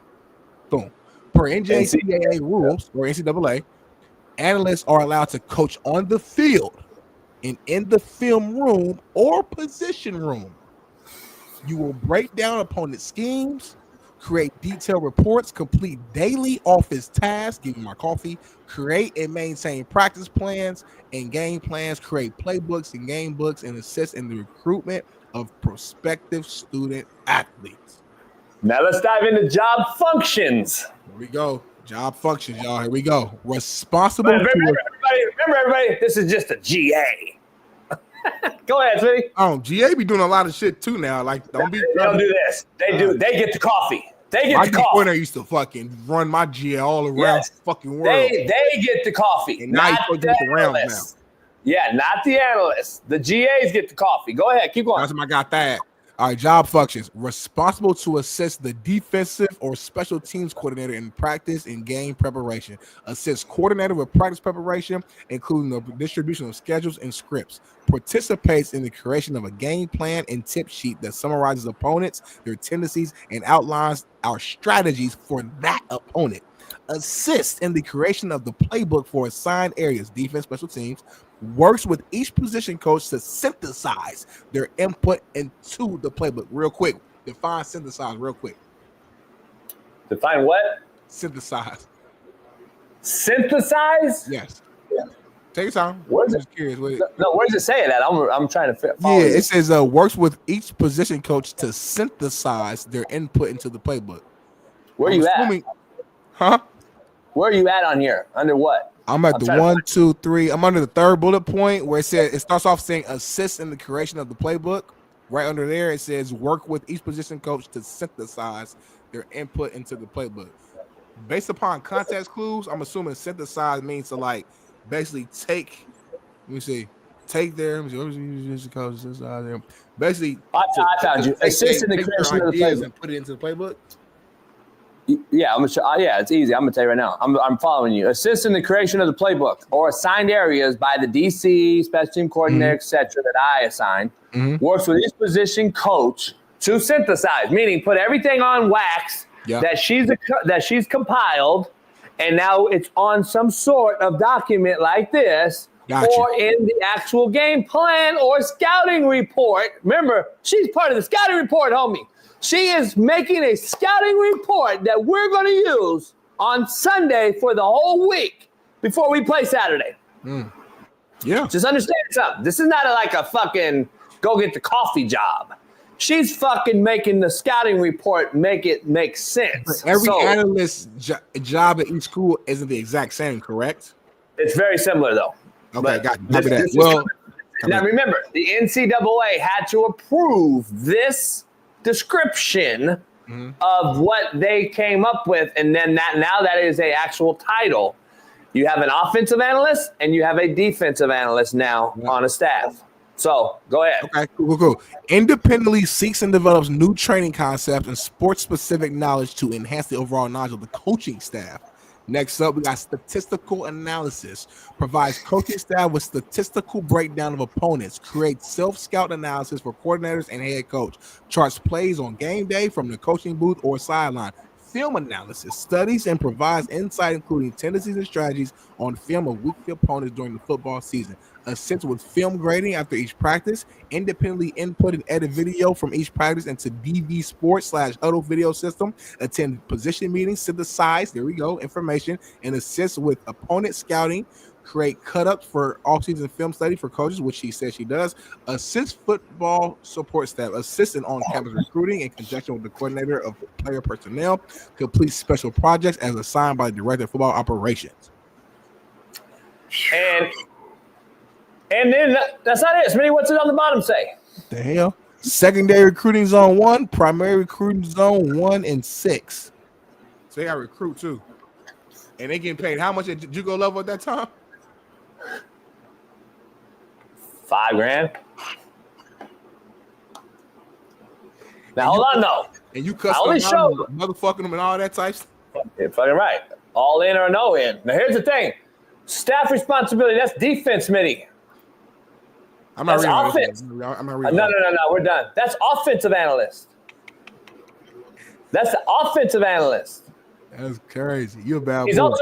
also what? He's also the assistant tackles coach, the tight end coach, equipment coordinator. That's the main thing. It's equipment coordinator. So they got to give you the fucking. So they got to provide the fucking team. We call it the loop. You got to give them the loop with the shirt and shorts. Loops. That's fucking right. Loop controller. Yeah, homie. Okay, loops so are I know we all the same language. Hey, I'm a JUCO that did loops. No JUCOs don't do no loops. I'm just telling you, we did it D1 style. We did it like a D1. So you know what I'm talking about? That loop. You got your shirts, your shorts, you got your tights, you got your I made cubbies. We're the only JUCO in the country. I had cubbies. You throw your number 28 is on your fucking tag. You throw it in cubby 28, homie. If your shit ain't there in the morning and it ain't washed for practice and you ain't got your grays on, I know what happened. We get in trouble and shit. Hey, you be like, my shirt not on my loop. Well, you probably, I think you've seen it on Netflix. I used to come out with the loop. If I found it late that wasn't washed, because I didn't do the stinky ass shit. Don't come out there stinky and wear your shit the second day. Yeah, I love it, man. Damn, man, y'all boys are grinding. So let's do a little synopsis over this breakdown that Smitty just did. That is not a fucking GA. That's not an assistant GA. She's not fucking, this is not a job to take lightly. Yep. This is not some slapdick fucking job. Analysts are big time gigs. Do you know how many grown men are seeking out analytic jobs in Division I? I mean, I know 1,000. My homie, who I ain't gonna say his name, but who I text you about, is trying to get this job, literally this job. But what do I know? Literally this It's job. not a GA. He's trying to get it because it's a fucking high-paying six-figure gig, homie. This ain't a fucking GA job where I'm going to school to finish my BA degree or my master's. This is a fucking analytic job that is serious. And the head coach is holding you to the fire on everything you do. And how, and listen, can we go back to Holly Rowe, who listen, I have no issue with Holly Rowe. Don't say nothing negative to Holly Rowe now. She's the sweetest lady in the world. Come on now. No, she is, but she's a basketball lady. All right. Well, yeah, I mean, but is she not? No, she's no, done, no, she's she done not? sideline reporting for college football for a while too, though. But just No, sideline clear. reporting, not Let's no be clear. breakdown. She's a sideline reporter for a certain network. Yeah. She's not a football sideline reporter. Right. Let's be clear. She's a basketball analyst, journalist, reporter, game caller, and she calls football games on the sideline for that network when there's a multitude of bowl games and they don't have enough people to cover them. Boom. That's fact. I'm just throwing that out there. That's why Mark Jones does both. That's why certain guys do the Kings in the NBA and college football on Saturdays, because there's not enough people. That is why good friends of mine that's on ESPN, Matt Berry, does both. Yeah. That's why he's an anchor on the studio and why he goes and covers the C and D ranked games during Thursdays, Tuesdays, and Saturdays for football. This is how it all works. I'm just going to be clear with everybody out there so you know. Can we go to the beginning, Bailey? I'm going to rewind it for you. Can we play this right here? I want you to, the term she uses, I just want to clarify this. Go ahead. Hello, I would like you to meet. I'm Liz McKenna. And she is an analyst for defense for the. Stop it. I get secondhand embarrassment when I hear these things because she's an analyst for the defense. We gotta stop. See, this is the problem. How do you gonna stop? No, I know you about to go. This is where motherfucker, man. I gotta Why? I gotta clap for you. I gotta give you flowers. Why? Because you're really good. What do you mean? All you need is one little nudge. Give JB something. Give him a staple clip, and he will stab you up with it. Like, I give you that. Like, you just need a little weapon, and you're gonna get your point. It's not a weapon. It's just a truth. Holly Rowe is not a college football analyst. She's never been on. Thank you. Never. Thank you. She's not. But hold on, she's not even trying to do that. Like, that's not even like her. Like, she's not even. So there's no point even going in on her. Like, she's not even like she's literally just a sideline reporter. Quick, hey guys. So I talked to Coach Lanning at halftime. Here's what he's saying. The deep, like, that's her. That's what she does. She don't do no breakdown. That's not even what she's trying to do. So I don't want to set the table before you about to go in. So go. Yeah, you didn't say anything. You said a lot of words and didn't say anything. This is not what my point at all. And I get what you're trying to say. She literally said the wrong title and description in this lady's job title because she doesn't know. She doesn't know football, to our point. No offense to Holly Rowe. She doesn't know football. So therefore, she misspoke and said it in a way that described this young lady in a total embarrassing take for men that's coached and understand. She's the analyst for defense. Like, it doesn't even, it's an embarrassment. I was embarrassed when I heard it. So the introduction of this young lady started it off already for all the coaches out there that are watching this like, oh my fuck, this is a joke. So that's where it started. That's not Holly Rowe's issue. My point is, this is why they shouldn't even be in the discussion. So anyway, this young lady, McKenna or whatever her name is, McKenna or whatever, she's what she described she does. What she described she did, right, is what your homeboy is aspiring to get to and be. Yep. And a lot of guys I know want these jobs. These are serious jobs. These analytic jobs, just so we're clear, are the jobs that catapult you to a top 10 assistant. So let's break down the pecking order of this thing.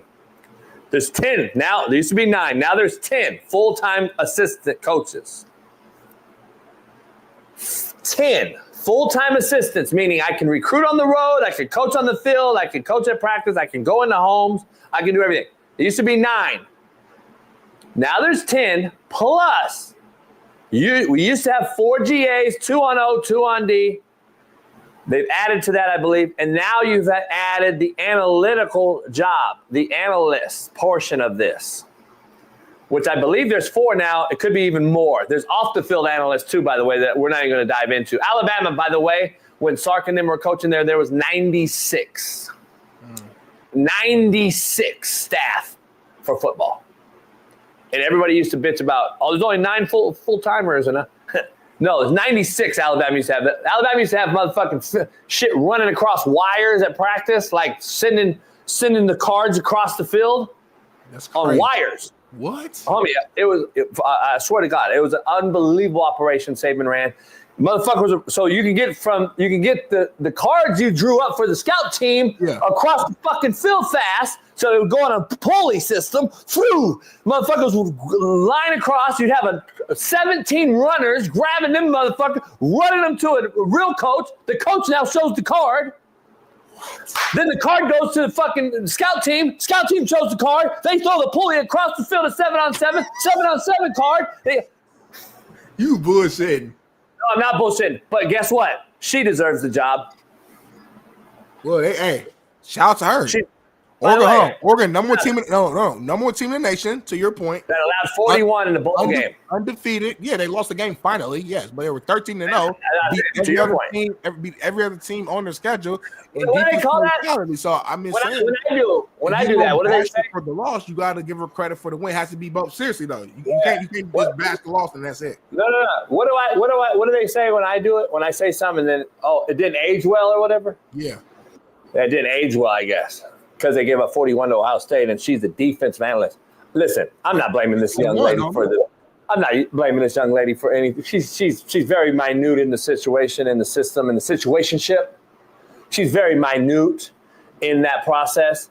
She's not out there calling the plays. She's not recruiting the main players. Let's be honest, or maybe another way. I don't know. I don't get into that. But listen, let's be clear. There are men out there that should be. That could be in this position really, really, really helping out the situation of these young men.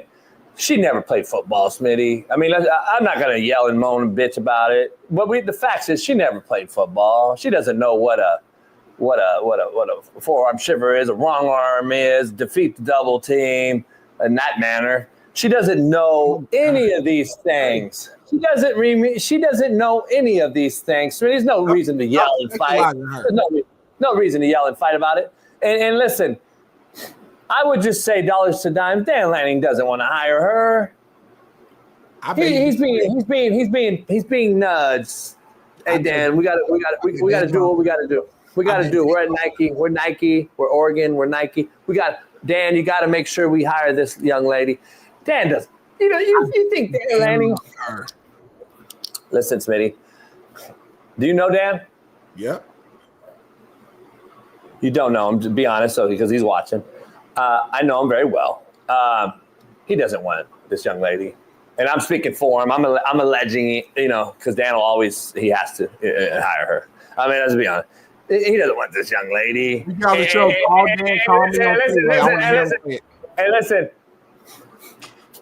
There's coaches on his staff that I'm getting messages from right now that I'm not going to even just say anything about it. I'm not going to say anything. But let me tell you, I'm not wrong. I'm just being honest. I can't show you anything. I'm not wrong. Smitty, I'm not wrong. Smitty, I'm not wrong. I'll show you later, but I'm not wrong. No, I'm really not. I'm really not wrong, Smitty. And this is what it is. This is the part you have to play the game. You have to play the game now, and you have to do these things.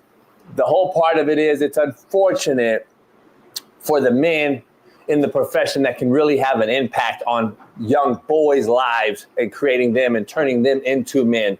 She will never have an impact on a young boy's life other than. It's also unfortunate for the young women like her who got to listen to trolls like you discredit all her hard work and her dreams and her aspirations of loving a sport that, she didn't play it, but she truly loves the work.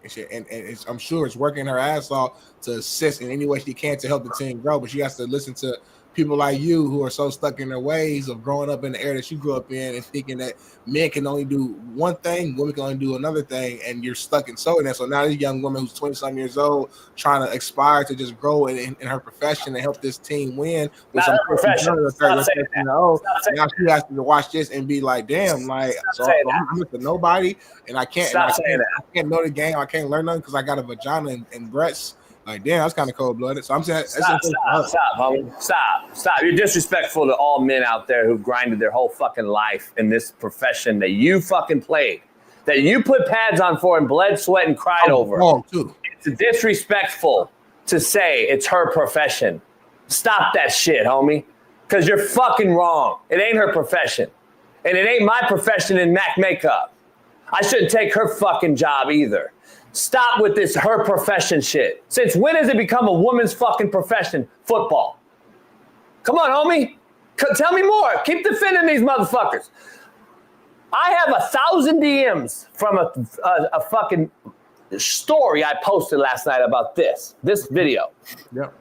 And a lot of women, I was showing Bailey earlier before the show, are like, what real woman wants to coach football? These are coming from real women. You know who the women are that are saying this?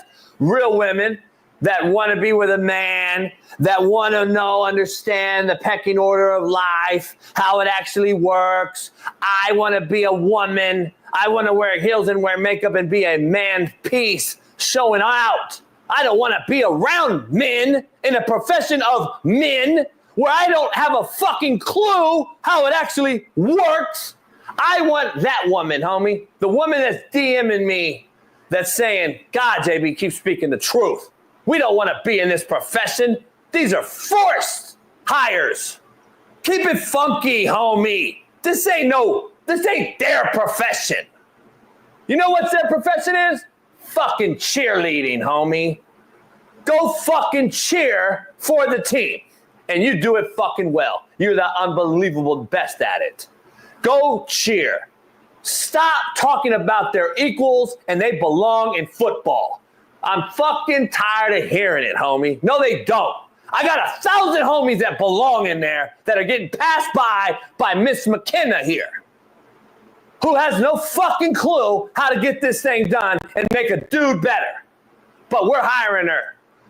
Fuck out of here, man. We'll never agree on it. It's all good. You can stay PC about it all you want. It's fine and dandy. We can disagree to agree to disagree, but it ain't real. You know it and I know it. In our heart of hearts, it ain't fucking real. And we know it. It ain't their profession. They never is going to be their profession. They're never going to put pads on and play. They're never going to understand the 2-a-day rigor. They're never a lot of men who coach didn't play either, though. But what do I know? How to go about it. A lot of men who didn't play either who coach, but they cool though. They cool because they got a penis. They can coach, but they didn't play either though. But that's another conversation. Oh my god. Oh, they played in high school, so that counts. Oh, okay. Yeah. All right. Yeah, it does. They played. They played Little League when they were 8, 9 years old, so that's cool. They played 6th grade one year, so they cool. I can't wait till a woman takes your job, homie. I just can't wait for it. And you're gonna sit here cry like a motherfucker. My job because I'm a cold husband. Oh, it'll happen. It'll happen one day. It's gonna happen. It's gonna happen. It's gonna happen. I promise you, it's gonna happen. And we're gonna talk about it. We'll make sure you be on this. You make sure you bring it up. I hope you bring it up too. You bring it up too. I'm not Man, gonna cry and JB, moan either. I've been working like a motherfucker. I grinded for this, and she took my shit because they've had to hire a woman. Be better. Can't wait. Can't wait for that shit. Can't wait for that shit to happen, homie. I just noticed. Oh yeah, y'all just cry so much, and like I didn't notice. Woe is me. No, it's true. It's just true. I just noticed no guests have come on today. I just thought about it. It's Friday. We don't have no guests today. Matt, I ain't seen him. Dr. Jesse Morse, haven't seen him. Shaun King. Dr. Morse said he couldn't come on today. Remember, he said he'd be on next week. Jesse told him he wouldn't be on. I don't remember. Yeah, you wouldn't listen then. That's fine. And then Bailey told you that Matt was off. He said he told you that, so you didn't listen to Bailey. So, I mean, only person we probably got coming on, probably Shaun King might come on at like 8-something.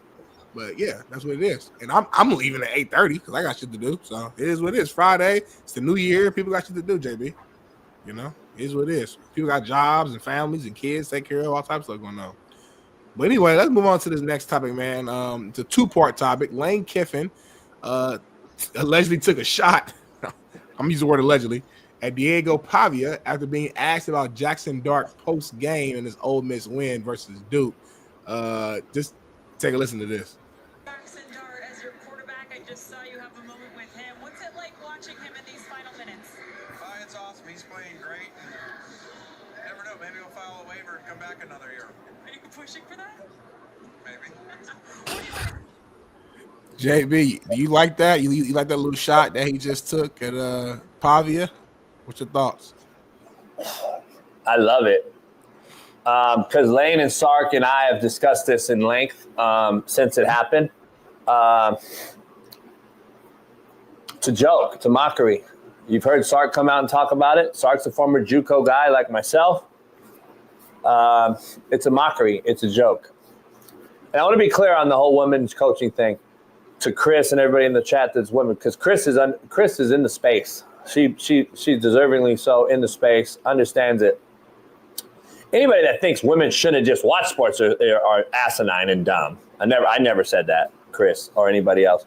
I would never say that. And I love women that play sports. But they play women's sports for a reason. That's why they have two classifications, women and men. And I am yet to see a women's football league other than a lingerie league that plays in pads that is a real serious organization. It's all a slap in the face to women. I've said it over the years on this show. So I don't want to deep dive into it again. All I'm saying is women just didn't play football. It wasn't their genre. It wasn't their niche. It wasn't their space. I never said don't play sports or watch them or any of that. I'm all for a women athlete. I love women athletes in college. I'm sure Smitty and I could discuss women athletes in college and all that. We love women athletes. I never said don't play basketball, softball, soccer, fucking whatever. And now there's flag football. There's all this thing for women. Kudos to you guys. Keep playing flag football. I don't really care. But this tackle football thing is a whole nother ball game. And I just don't understand why people can't grasp that. I don't know. But it's not a shot at you, Chris. And I know she's not talking to me either, Smitty. She's talking to some of the idiots in the chat.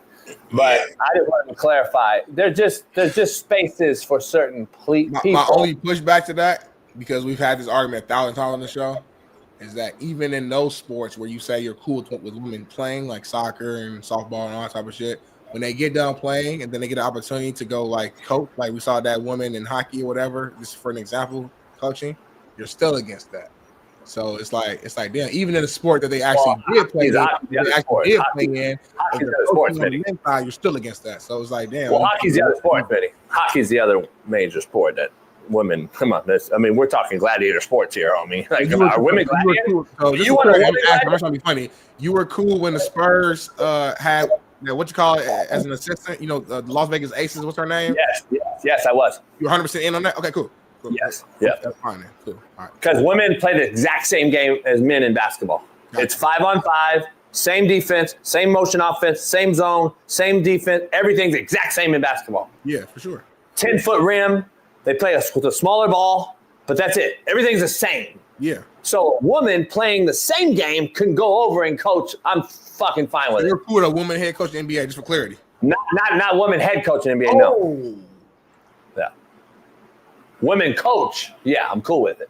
Just for clarity though, you just eloquently broke down that they play the exact same sport other than a smaller ball. Same rules, same function, same plays, all that. Yep. You agree that you're cool with them coaching as an assistant. But you're not cool with them being a head coach in the men's space. Correct. 1,000%. You're right. You're right. Perfect. Yeah. All right, cool. We're totally clear. Yep. Because women cannot lead men in professional sport. That's the bottom line. That's your over. Gotcha. Be an assistant. Be an assistant. Be a head woman's coach. Not a men's coach. Can't be a head coach. You can be an assistant, but you can't lead men as a woman in a man's sport. It's just not going to work. I'm sorry. That's just a fact. It's the truth. It's not going to work. Show me when it's shown that it has worked, and I'll shut up. It hasn't never worked. We can't even show you. Exactly. That's my point. Thank you for making it. Let's move on. Chris said she cooks in heels while watching football. What was that? Chris said she cooks in heels, butt ass naked while she's watching football.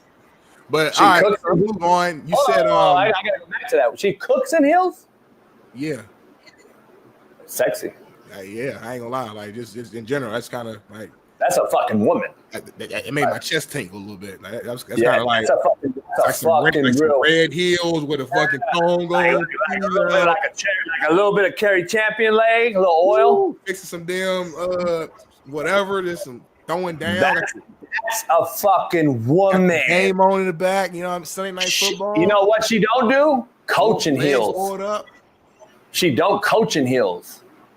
That's fucking different. She's a woman, homie. She's fucking in the kitchen cooking like a motherfucker, watching the game, and then I'll come in there and finish cooking so she could go chill and watch the game. And after the game, what? And I'd be butt naked with an apron on, homie. Oh, you messed my whole vision I just had up. God. And that's the point. See, that's how a man and a woman really work together in this thing. See what I'm saying? That's what the I'm married. fuck Yes, I'm married. I'm still a man. I'm still a man. That's what I'm talking I like to see my woman in the situation. That's the fuck I'm talking about. Hey, baby, I got this. Baby, I'm gonna make you a fucking Paloma, and I'm gonna finish up these motherfucking wings. You go watch the rest of the game. It's your team. You've been cooking like a motherfucker. You in heels looking bad as a motherfucker. And then she get on there talking about, God damn it, JB, who the fuck's the linebacker coach teaching that fucking quarter drop? Oh, it's McKenna.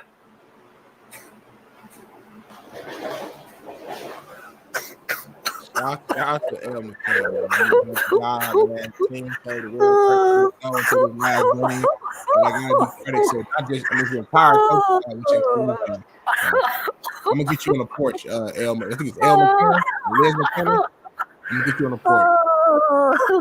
Damn, I should be a motherfucking producer of a major show. Like the way I just be doing it, like putting you ain't like that. Like how I tie it in is just unbelievable. You ain't like that. God damn, homie. Like how I tie it in. I like when you off camera, like I ain't got to see you.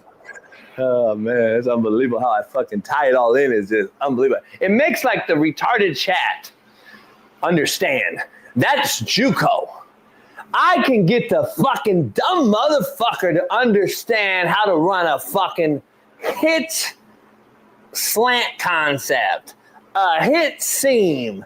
I can get the flat fade combination to a bunch of 5-star fucking tards that didn't qualify to go to Alabama. See what I'm saying? I could do the same Gene, in this. Shut up, Gene. So tired of Gene. Gene be defending you though. Nah, fuck that. I don't want his defense. Gene. His name is Gene. Let's do a 3-minute break real quick. Let's do a 3-minute break and let's bring in my brother. Real. Fuck that. I keeps it real. That bitch went to jail for like 40 years. Got beat down in jail and shit.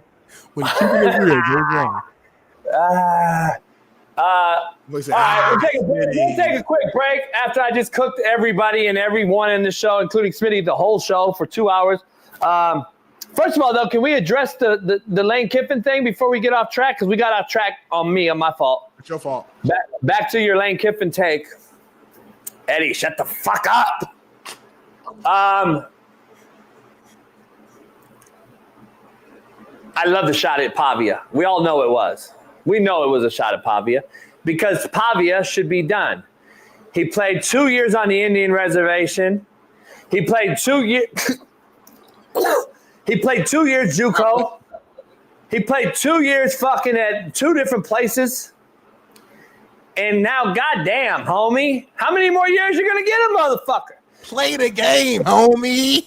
Play the game, homie, and stop playing fucking for others.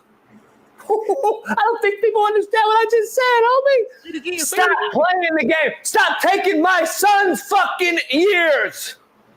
Stop taking the fucking 19 and 20-year-olds, homie. You motherfuckers have played for 8 years. Dylan Gabriel, you look like shit against Ohio State at 27 years old. Motherfucker, it was time for the 19 and 23-year-old motherfucker to play in that game. Your ass should have been on fucking 401k plan, homie, and been in the league if you're that good. but we're not that good. That's why the NFL's struggling at quarterback, because we think playing college football for 9 years is going to get you ready for the league. There's one of those guys, homie. His name's Bo Nix. Maybe. And he's not great. He's not fucking great. He's okay. And he's with Shaun fucking Payton. Let's see him next year continue this, because CJ Stroud has hit a wall. CJ Stroud, who I love to death, has hit a little bit of a wall. So let's see Bo Nix next year before we start anointing a guy that played 700 college games. Michael Penix is old too, though. He balling. He just threw his first touchdown after game 3. You're the old QBs. He threw first touchdown after 3 games. Come on, calm down. He led in our game-winning drive down there. Yeah, I get it. He threw the ball 11 times. Let's stop. I mean, we got to start using facts, homie. We're a factual institution. Like, let's stop talking. He threw his first touchdown. He threw his first fucking touchdown after 2 complete games to Kyle Pitts to tie the game. Hey, JB, he uses his hands like JB got big ass hands like me. He uses his fingers like a motherfucker when he talks. Though, like just watch this last hour of the show, last 10 minutes of the show. I gotta leave 30 minutes. He gonna do all this. Like, it's crazy. We'll do a quick 3-minute break. I'm gonna bring on my OG brother, Shaun, Kane, and Betty. When we bring him in just straight. Like, we're gonna go commercial and then bring in his video. We're gonna jump straight in like that. Keep it smooth. See y'all in 3 minutes. Peace.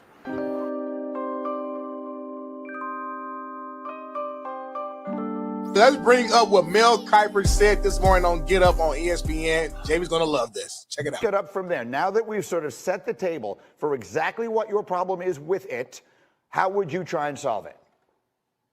Well, I grew up with the best of the National Football League, 60s, 70s, into the 80s. You're talking about deep shots, right? The go route, the 9-route post. You're talking about Terry Bradshaw in a Super Bowl hitting John Stallworth. You see Leroy Irvin diving, right? Just off his finger. There's the receiver. They laid it out there, right? Hit the receiver in stride. 65-yard touchdown. It's a beautiful thing to watch. That's what I want to see brought back to the National Football League. Okay? Check down kings, bubble screen sensations. Boring football. Game manager, I get it, but I want to see those deep shots. That's what the NFL was built on. I grew up with John Unitas, Fran Tarkington, Ken Stabler, Darryl LaMonica. You know, you talk about quarterbacks, Joe Namath. It was just right. Brett Favre when he was doing what he did. Burt Jones with the Baltimore Colts. You think about those quarterbacks who would throw the ball down the field. I said what Bradshaw did with Stallworth and Swan, Roger Staubach. That's what I want to see brought back. Say, well, you can't do that, right? Well, you got a 5-yard rule with the cornerbacks, right? The Mel Blount rule, right? Now with the push thing with Hurts, you got to be a yard back now. So don't tell me you can't have those safeties closer to the line of scrimmage than they are. I was at games where I'm thinking, hey, too high? They're out in outer space. I couldn't even find us. They're playing with 9 guys, right? Where are the other 2? Oh, the other 2, they're so daggone far back, and even though they're part of the damn play. I'm telling you, we got to change this thing, and we got to have, hey, you can warn them. They come up, hey, guys, you got to get up a little bit, right? You're too far back. Warn those safeties, but you got to figure out, competition committee, somebody, Dano, somebody's got to figure out what that depth is, but it's too far back right now. The NFL is being ruined by these too high safeties.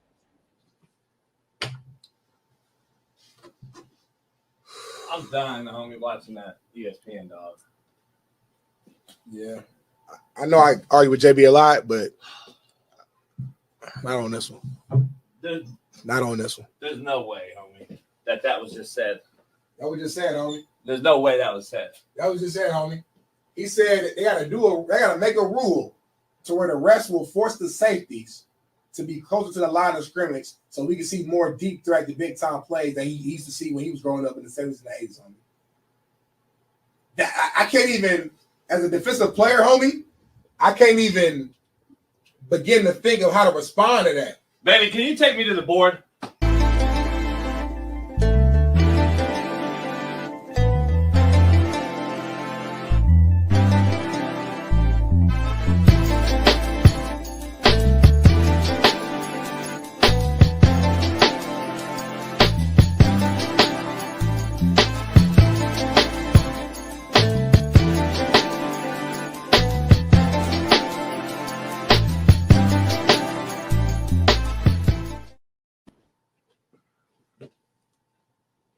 We back, JB, man. Talk to it. What's on your mind right now? What's going through your head after watching that clip of Mel Kiper?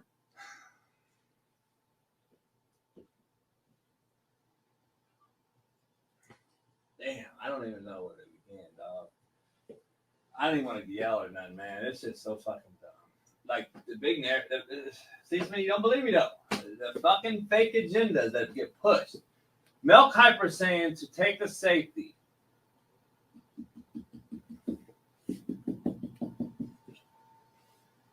Who sits right here at 10 to 12 yards normally.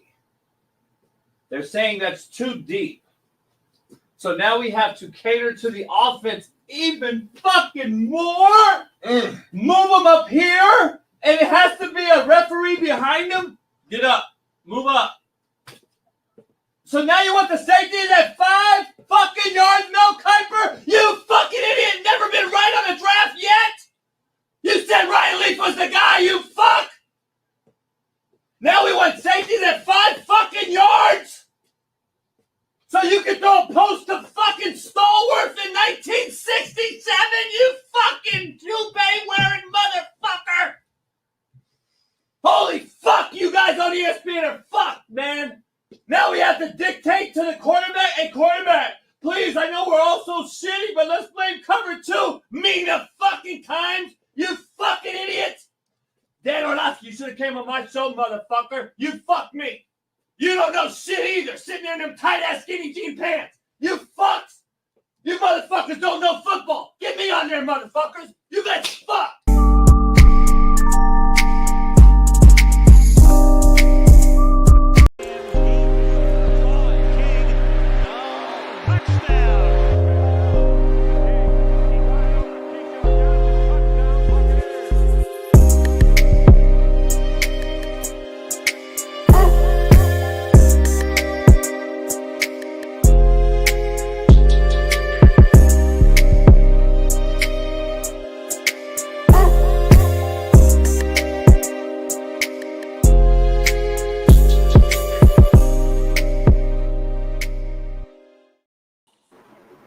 Yeah, we back with my OG, Mr. King, on this beautiful Friday, man. Shaun, how you doing? What's happening, fellas? Man, we good. What up, Shaun? Man, Happy New Year, man, brother. New How's Year. 25 treating you so far? All good in the hood, man. Can't complain about nothing. Yes, sir. You got that Tulane green on. I see you still rapping. Yeah, I finally got my gift package. Shout out to Coach Summerall, Tulane equipment staff. They finally sent me some love, so I'll be rocking all new 2025 Tulane gear. As you should, brother. As you should, man. I love it. Hey, shout out to, man, I got some information I want to share with you so badly. I just don't want to put Shaun on blast because Shaun doesn't like to talk about it. I'd love to put Smitty on blast, though. But regarding, I'm going to be real PC with it. I got inside information on this, and I got to just ask Smitty directly, Shaun, a question real quick. We just had a discussion about a young lady coaching on the defensive analytical side of things at Oregon University. I listened to the whole thing. Good friend of mine's a head coach there. I got 3 former assistants coaching there. I got a text message just now. Very interesting. Does anybody know the bio of this young lady, Elizabeth Liz McKenna? Does anyone have a clue what her background is? Let me give it to you. She was a volleyball player there at Oregon. And she was the director right now. As of 2022, she was the director of communications at Oregon Women's Club Volleyball. Not the real team, the club team. I just have one question for Smitty. Why is she not coaching volleyball at Oregon? Why? Why is she coaching football? I'm asking you. Why is she not coaching volleyball and coaching football? Please answer the chat and everybody. Please remove me. I want the fuck out of here. Please go ahead and answer that question, Smitty, real quick. She want to coach football. Simple as that, Shaun. I don't know. That's it. That's your answer. All right, let's move on. Shaun's here, out of respect. Shaun, let's move on. I have to cook Smitty on Monday for this one. By the way, announcement. Smitty, please, you want to announce it? Who's going to be on our show Monday? I want you to announce it, not because you did the work. Our main man, Cam Scatterboat, will be on our show Monday. the real Heisman. He'll be on the show Monday, so make sure that's how a white boy runs the rock. He'll be on the show Monday. So Cam Scatterboo, shout out. He'll be on our show Monday. Shout out to Cam. I had no idea Cam was a fan. He's been following me. I didn't know. And man, he was like, man, JB, I want to be on the show, man. I'm tired of these soft motherfuckers. Anyway, I'm not going to tell you what he said. But hey, can I make a PSA? Can I make a PSA? Your floor is yours. Guys, if you are a draft analyst, be good at your job, okay? Scotterbo does not remind us of Christian McCaffrey or Mike Allstott. Don't limit your comparisons and comps to him in the NFL to white running backs. Do your homework and go look at his skill set and find out what current backs the skill set mirrors. And it's not Mike Allstott and it's not Christian McCaffrey. I said yesterday he's not even close to Mike Allstott. It's not even close. Totally different backs. I would say he's more like go ahead. Yesterday, Smitty and I had a little debate. He's not even close to Allstott. This kid can actually jump cut and get vertical. Yeah. It's just a different dynamic. My comp so far is David Montgomery. Okay. I think he runs very similar to David Montgomery from the Lions. And I think if he goes somewhere, especially where they have a change of pace guy, to kind of take some of the hits and carries off of him, he could be just as effective. Yeah, no doubt. There's a lot of backs he reminds me of, actually. I look at it wide, low to the ground, big ass and legs, thighs, and hamstrings is what I used to recruit. And Shaun knows what I'm talking about for all you fucking weirdos out there. When we recruit the Smitties of the world in the D-line and we're watching the end zone copy and I see his ass getting the dirt in his 3 and 4 point stance, I'm like, all right, this motherfucker's ass ain't big enough, coach. Can't recruit him. Because why? Smitty knows. Can't take the double team on. His ass is too light. They sitting there and hold it. No hamstrings. If he ain't got no hamstrings, then I know he ain't going to be able to squat and even get an ass on him to take on the double team. So genetically, you're out. I can't recruit you. Same with running back. For my system, Shaun, you're explaining this. To your system, if I'm a guy like Ben Johnson, I need a Gibbs who can third down, get out the backfield, throw him a wheel route, and then I need a David Montgomery who can go whoop, whoop, whoop, whoop. That is how it is. We recruit that way for our offense. I'm recruiting Scatterbo for a certain type of offense, and I'm looking at all his intangibles, his genetics, his DNA, and I'm like, all right, motherfucker's low to the ground. This motherfucker jump cut. He's got fucking huge thighs. He can burst. He's got a change of pace. He can get 5 yards in 2 steps. All these little things as a recruiter you're looking at. So, yeah, we do use those terms out there, and I'm giving you some recruiting 101. But yeah, I'm glad you said. They be giving all the game out today, huh? God. Shaun, I'm just glad you said that because it was very instrumental to my point. How you just eloquently stated, all you guru draft analysts. And this Miss McKenna's an analyst right now. I did have a who played volleyball on the analyst thing, not so much about. By the way, this ain't her profession, so we're clear now. Football's not a profession or her sport. Volleyball is. But go ahead. So my question to you, JB, is this: I'm kind of in the middle on the analyst position, period, because I think initially what it was instituted for was to have guys that could just do research, basically self-scout, pre-scout the opponents, and that was their job. But it's turned into kind of a watchdog crew.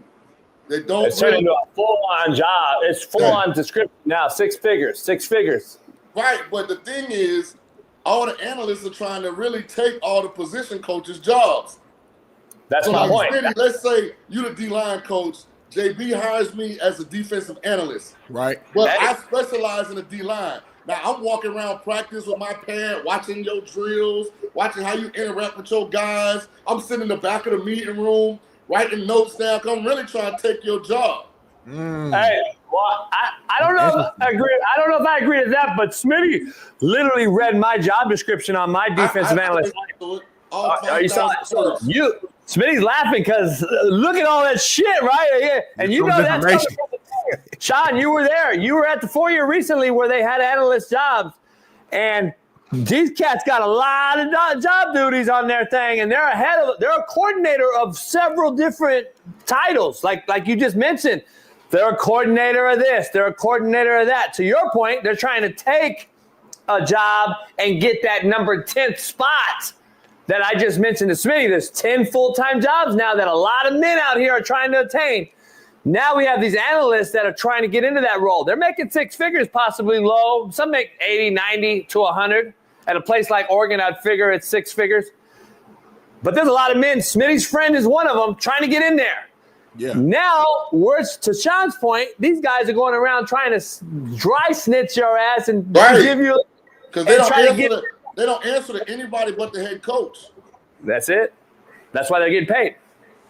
And that's my point. That's even worse. That's why this is such a smack in our face that this young girl that's a volleyball player is out there judging motherfucking techniques. Hey, man, leave them people doing it alone, man. That's Dan Lanning's decision. Dan Lanning decided Thank you, to hire her. He No, got it his reasons for doing it. No, exactly. It ain't his decision. But anyway, we'll go on from there.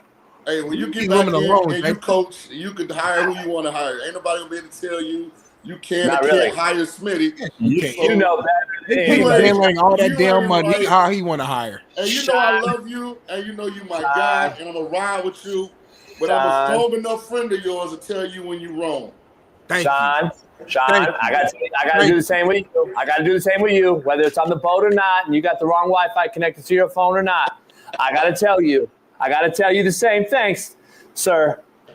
You know damn well that Lanning didn't hire her out of his own good heart. Stop.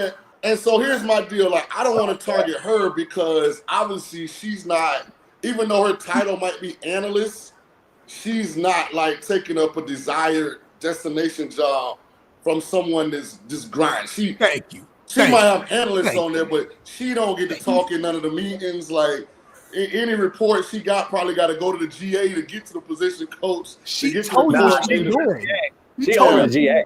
She's over the GA. And number one, number two, I totally disagree. I totally disagree. What you think, JB? She told you what she was doing. You could she got the job title, homie. She has the title. So I disagree with both of you. But that's no. You can't say. Hold on, no, Shaun. You can't sit up here and talk about she don't have the title when she's literally on the website and that's her title and tell me that not a lot of people are after that job. Smitty's homeboy's after that job. I know 1,000 dudes after that job. That is a very desirable job, homie. It pays six figures. And that job is one job. Shaun, you just said it yourself. That's one job away from a number 10 spot on the staff. Not in this situation. That's a very desirable job. The title is... No. Break it down, Shaun. Yes, JB, and listen, I can understand your attack on the habitual overstepping as it pertains to this particular topic. What I'm not going to allow you to understand it. Because you understand. What I'm not going to let you do while I'm on here is attack specifically this one young lady from Oregon. Right. Because, like, she don't really fit that. This looks like this, but you're using her as a target, so people going to take it as you attacking her. Well, she's in the job description. Hey, this looks like a situation where Oregon had a former student athlete who everybody loved that wanted to stay on campus. They found ways to keep her employed. Thank you. That's what it looks like to me. And every college does that. So was she, do you think she was not good enough to coach volleyball then? Maybe she is more passionate about football. I don't know. I mean, it's not a lot of options for a female that wants to play football coming out of high school. It's not a lot of old coaches that's going into high school. Thank you for you're kind of putting the nail in my coffin. Thank you. You're kind of proving my point. I'm not saying big picture. I disagree with you. I'm saying we don't want to target an innocent and be viewed as a bully when you really, like in a lot of ways, it's a lot of substance to your opinion. Exactly. And I don't like bullies. And I do. I love it. We need bullies again. You just don't give a damn. Like, if you go into war, you don't care who you kill. You just go. But I'm not bullying this young lady. I love women, and I would love women. Guess who? I had a bad one, Shaun. Oh my goodness, she was at FAU. Lane sent her to me. And she was my DFO in Independence, Kansas. She was from Miami Beach. She was a bad one. You can ask any four-year school coach in the country. They used to come to my goddamn meeting room to just see her stop the cap, as y'all would say. They didn't come there. They didn't come to get her fucking analytics. I hired the baddest DFO in football. What's her name? Coach Lowe. We're just going to call her that. Samir IG. I was want to see you talking about, but okay. You try to look up her bio. Hey, so Shaun, she was at FAU at Lane. Lane had made a move and got a different DFO. He told me about her, that she was this and that. I hired her at Indy, and she was my director of football operations. She had Alpha tour. She can get around and talk a little shit. She could drink beer, talk a little shit. And she controlled her coordinator duty, which was DFO, football ops. She created the bus scheduling and the thing, all that shit. She did not want anything to do with football coaching. Yeah, that's her. She knew that's that. fine. That's her. But I'm just saying that's DFO role. That's where I'm just going along with Shaun's point. They don't think the exact same. Smitty, I'm going along with Shaun's point. I didn't say women don't belong. Yeah. That's where they belong, though. That's my point. And I guess another thing I want to emphasize is like anytime you're infiltrating a space that historically hasn't included you, when you go in that space, you got to become a part of the space. I just don't like when you infiltrate a space, then try and change it. Like if I was a head coach, I wouldn't have any problem hiring the most qualified female out there if I thought she was a good fit. Right. But my messaging to her would also be, listen, this is an environment that you're walking into. The conversation is different. The level of aggression is different. So are you prepared to adapt and adjust to this environment? Because we're not going to change the environment now just because of the staffing. And that's my only thing. What's her name? Yeah. Who? I'm on the website. I don't even see her on list on the coaching staff. That's what I'm saying. I'm with Shaun. I think she got a certain title, but it ain't. It's just to get her foot in the door, honestly. And now, in hindsight, when you were kind of joking at Holly Rowe for how she listed the position, it might literally be some weird position where it's labeled stuff. Shorty not even listed on the staff or nothing. So I don't know. And by the way, to all you idiots in the chat, I got talking about I'm sipping with that. Smitty. Yeah. Listen, the truth don't have emotions, man. It's just the truth, man. Get out your feelings. It's a right and it's a wrong with everything. Right. And I agree with JB's bigger premise. I kind of disagreed with the way it came off as though the attack was on this specific young lady in Oregon. There you go. I'm going to stay 10 toes all the time. And it's not about if I support or don't support when I come on here. I just go with the truth. He from Florida. Florida boy. Come on now. Let's move on, man. I got like one more time I can do. I got to get out here early, Shaun, for work. But Pat McAfee, man, and James Franklin called for Nick Saban to be the commissioner of college football. And there's actual video here. Go ahead and show it, baby. James, congratulations on a great win. And I just wanted to ask, is this one step put you one step closer to being the commissioner of college football?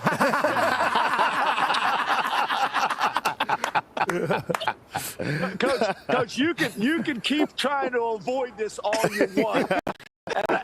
And I know ESPN and those guys don't want to lose you, but I just think your impact on college football and your global understanding of what we need is important. And right now, no one's running it. So right now, I'm going with you. If you tell me to stop, I'll start pushing Chris Peterson. Love it. I love it, man. What's y'all thoughts on that, man? So I'm kind of torn because in a lot of ways, I think Saban would be great as the commissioner of the NCAA. But then knowing all of the top 25 head coaches that I know over the course of the last 20 years, Boise State and them kind of schools never get in the college football playoff again if one of them was the commissioner. Like they believe. So if you think it was an SEC bias without a Saban being the chair, oh man, if Saban was the chair, South Carolina, Alabama, Ole Miss, all of them would have been in the 12. Trust me. I don't necessarily think you have to have a legend do it. I think it needs to be someone that just knows the game, that's a leader of men, and that can get people to buy into what they're saying. I don't know if it has to be Nick Saban or some legendary guy. I just think it needs to be a guy that understands every aspect of it and that people that will actually respect because they can actually walk in the room and demand respect. It doesn't have to be Saban, to your point, but I think he's the guy that they're going to say because of, he's just chilling right now and they see him as on ESPN as just passing time because that's what I think they look at it as. That's why they're saying it, in my opinion. I don't know. But James Franklin doesn't even deserve to be in this playoff. I think it's an absolute joke how they are in the Final Four. But that's how we start. On that? I'm sorry, but it's a shift gears here. But Shaun wasn't on here earlier. What's your thoughts on that? So we got the Final Four now, and I don't know if you watched the show. JB and I got a long debate the first hour of the show, back and forth about who deserves to be here, this, that, and the third. What's your thoughts on this? And shout out to Mike Bundy for the C-Note. C-Note Fridays is back. And he talking that real. Talking about keep preaching, big dog. I know. Hey, here's the part where I feel like give him context. Give him the context why though. I said okay. So here's the context I have with Penn State, and here's where I think a Saban would be extremely valuable.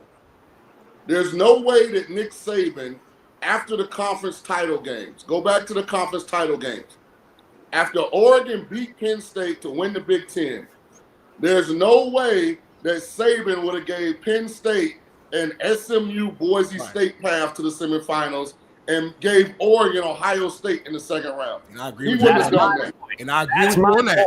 On that one point, I agree with you on that. Like Penn State is there because of scheduling. Exactly. That's my point. That's why it's not. If they make it to the Natty, is my whole point of this thing. Yeah. It ain't nothing else. If they make it to the Natty, it will be a huge, huge disaster for college football and this committee. And the worst of the worst is about to happen because the worst thing that committee could ask for is about to happen. And if Penn State are to make it, I'm just telling you, and they play Ohio State again and get waxed, this is a horrific 12-team format that's going to be looked back as a joke because Penn State is clearly not a top 4 team in the country, Shaun. Yeah, they're not. And they should never have been there. How they stand. What if Notre Dame wins then? Say it again. Speaking of hypotheticals, what if Notre Dame earned it. I mean, a one-loss Indiana team beat Georgia. Smitty, I started the show off. I said the college football committee is hoping and wishing that Notre Dame plays in the final against. Penn State is as bad as y'all saying, then Penn State will lose then. No, but if Penn State beats Notre Dame, that doesn't make the point, Smitty. They shouldn't be in the Final Four. What don't you understand?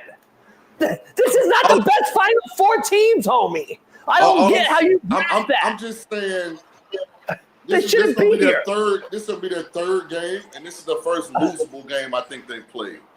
By far. And they didn't get a My only argument, Smitty, is how in the hell did Oregon beat Penn State in the Big Ten championship and then get completely hosed with the seeding? No, I'm listening. That's my only argument. Oregon had they had a tough. I agree with that. But also, though, devil's advocate, you number one team in the country. You right. You should have to go that path. I get it. We've already exhausted that. Boom. But it is what it is. You got Ohio State. You're number one team in the country. You already beat them. What they put out there on that field the other day was horrible. They got the ass beat. Why do you keep going back to Oregon, homie? Why are we talking about like Oregon? Was the top 4 best part of that performance? I don't know if that's top 14. Why are you talking about Oregon? This is not an Oregon discussion. We're talking about Penn State does not belong in the Final Four. They're not a top 4 team, which makes the fucking 12-team playoff undesirable, not legitimate. It's not legit, homie. We don't know because you gave 4 teams buys, Smitty, who all lost. Why did the 4 teams that buys lose? Make it make sense. Why did the 4 teams that buys lose? Why were the Las Vegas spreads so crazy, to Shaun's point earlier last month? Why were the spreads so crazy? Why were the higher ranked teams in this tournament underdogs? Come on, homie. This is not a great format. No, Stevie Wonder could see it. I'm with you on a lot of that, JB. Like, we're Penn not State's arguing not a on top 4 team, Smitty. all that. But Penn State didn't beat anybody in the top 10. They didn't beat anybody in their own title game in the conference. They lost to Ohio State bad. They lose to Oregon in the title game of their conference. Oregon subsequently beat both of those teams and is the only team to beat 3 teams in the tournament of 12. And they draw Ohio State 1 after not playing 0 games.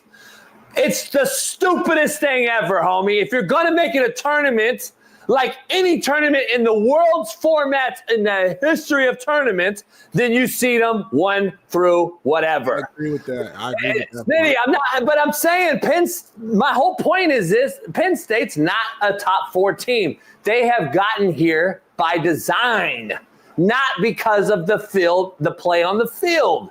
They got to play an SMU team who shouldn't have been in. I don't care what anyone says. Indiana should not have been in. And Boise, to me, should not have been in. That's my opinion. Notre Dame beat Indiana.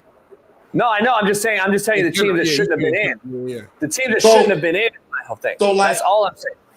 Again, I'm glad I'm here to help my friend JB. See, you don't always got to jump fully in the water. JB, sometimes you can just go from the front of the yacht to the back of the yacht. And I think the college football playoff, the 12-team version, has brought an increased level of excitement, but it does need to be tweaked. Yeah. So I don't think in and of itself is like, let's tear it up down and watch the ashes blow in the wind. But one thing we did learn was they need to reseed the 12 after the conference tournaments. Don't go automatic conference champs into the bye week. Kind of thing. Yep, I agree with that.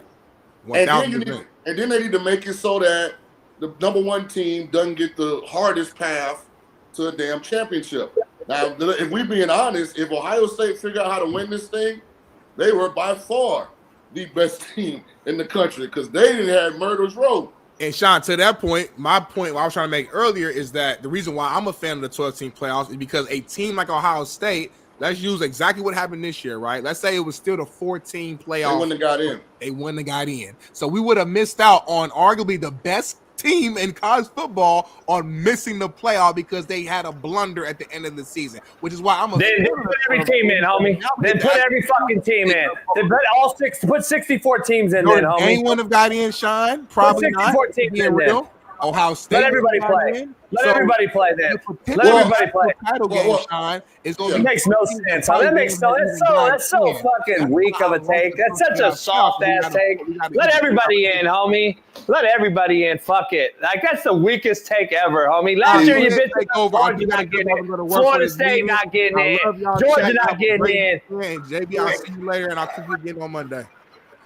So JB, all right, Smitty, have a great day. So JB, let's go. I feel like the old format did have flaws as well. I mean, it's very hard if you got in that environment what you call Power 5 conferences. It's very hard, in my opinion, to justify the ACC champion doing what Florida State did and not getting in. So I thought in the Power 5 world, a 4-team format was flawed. Now with the addition of the 12, I don't necessarily hate it. I just feel like they got to tweak some of it. I hate it, absolutely. I just think it's so watered down. Anybody, like to Smitty's last point, just let everybody in then. It's a you problem that you weren't good enough to get in the Final Four. Like, this is the issue I have. Like, you lost your last game to Michigan. I don't agree that this isn't baseball, Shaun, where anybody can beat anybody on a given day. That's Smitty's argument. Like, we shouldn't see it, though. Like baseball, if you let all the teams in Major League Baseball, you know and I know because you know baseball. Florida Marlins get upset the goddamn Dodgers in a 3-game series. It's baseball. Like, this is what it is. We can go years and years and years and could say, oh, well, Tulane got in. You guys in your year would have won the whole thing and went on a run. What is to say that about any year? The fact of the matter is, It used to be 1 versus 2, and then we created a computer system. We put the BCS together. Then we had 4-team playoff, and you didn't get in. You lost your last game. And to Smitty's point, Shaun, then the regular season meant absolutely nothing. So here's what's interesting, JB. Why are we playing the regular season then if we're going to let everybody in? Like, there's a problem to this whole thing. First of all, strength of schedule in the regular season means absolutely diddly shit then, according to Smitty, which is a travesty to college football then. Because now you're asking for the portal to even enhance further. So if the regular season don't mean shit, and then I get put out, I'm in the portal right the fuck now. Like, we got to stop. We got to stop with that. We just got to find a middle ground because I don't think the 4-team system worked, and I don't know that the 12 is the best answer with the bye anyway. And I mean, the only thing that I would say is, but are you saying that because Notre Dame doesn't own a conference? See, that's the problem. There's a whole other argument. I'm on record as saying, listen, if Notre Dame wants to participate in the college football playoff, no matter what size it is, then their football team got to go in the ACC. Let me prove with the their basketball oxymoron. team. I'm on record saying that. No, I know. Let me prove the oxymoronic takes by this committee that selected this thing. Alabama just played Michigan and lost in a bowl game. Do you know what Alabama's rank was, national ranking was in that bowl game? No, I didn't even watch it, and I don't know what their rank was. They were 11th. And it's a 12.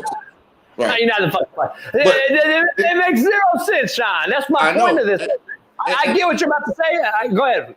Well, I was going to say the fact that Alabama, Ole Miss, and South Carolina all laid an egg doesn't enhance the argument that Lane Kiffin wants to make anyway.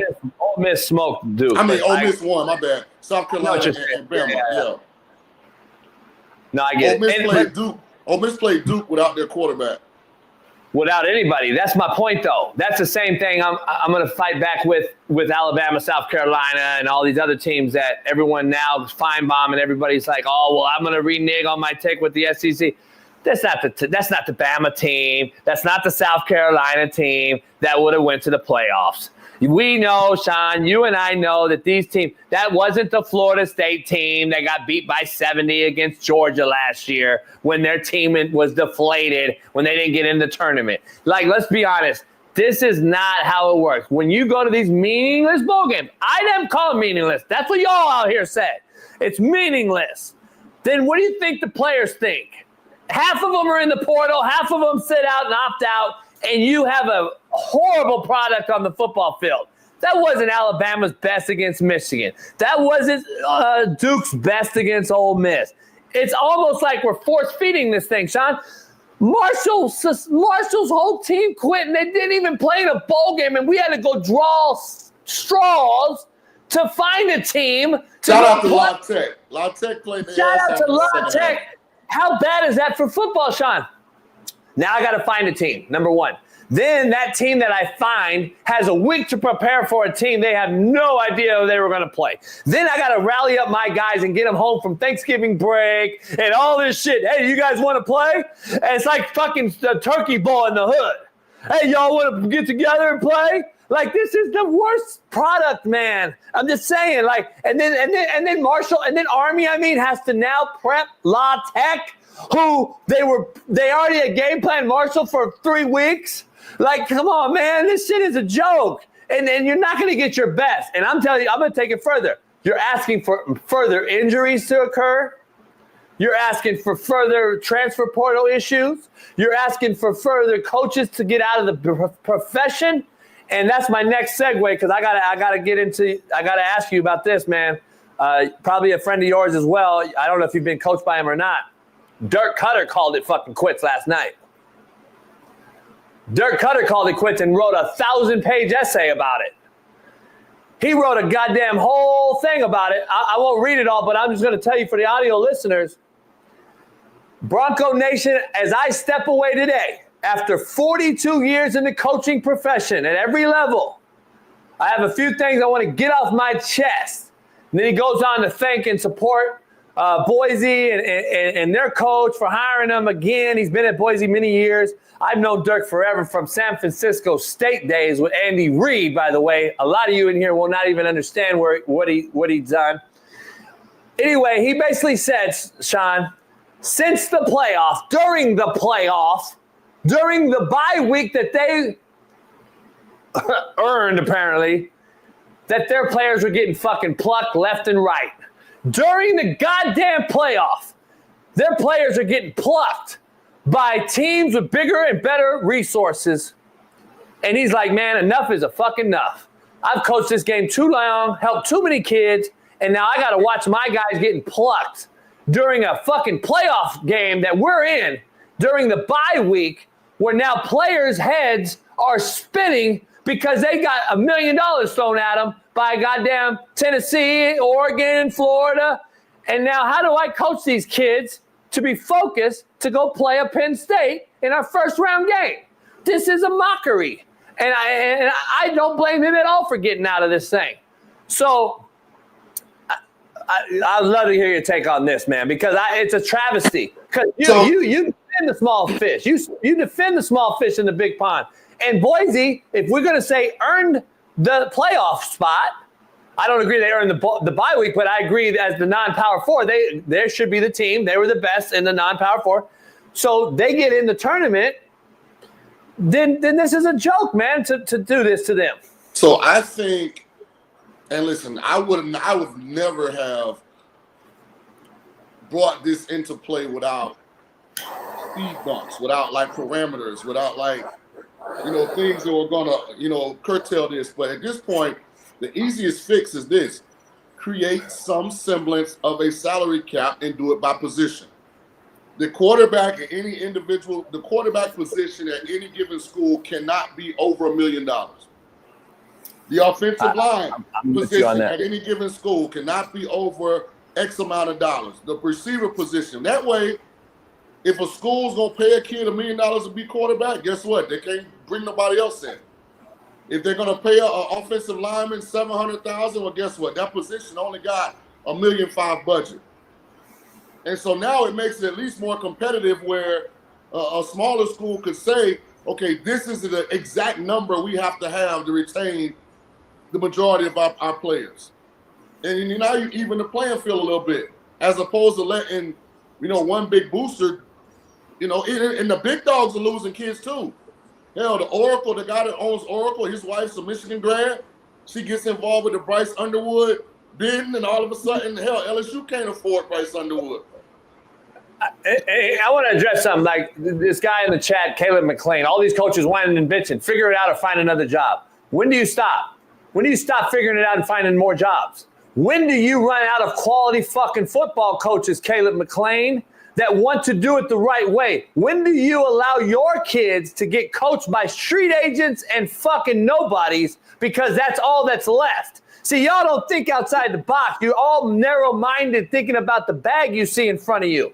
This dude's coached for 42 fucking years. Where is the appreciation and the respect for the game that this guy's put in? See, Caleb McLean's of the world just automatically dismiss all this shit that we've gone through as football players, coaches, and grinded and helped these kids. And now you're bitching and moaning, talking about, just go find another job. When you say that enough, there will be you're going to be like, oh, shit.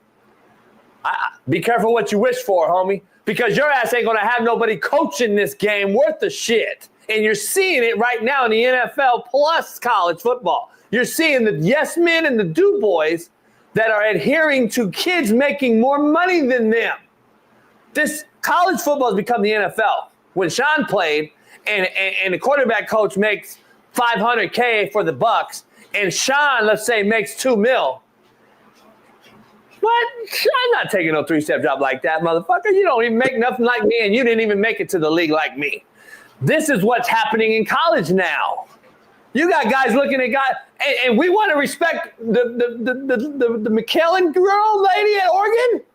Come on, man. Like, you guys are just so narrow-minded and micro-thinkers on this thing because you probably don't know anything about it. You never played or coached, and it's all right. Just stay in your lane, though. I get Dirk's frustration because of all the time he's put in with a large portion of those guys, that every school had a chance to recruit those kids out of high school, but they didn't do their good job evaluating, or that wasn't an area they recruited.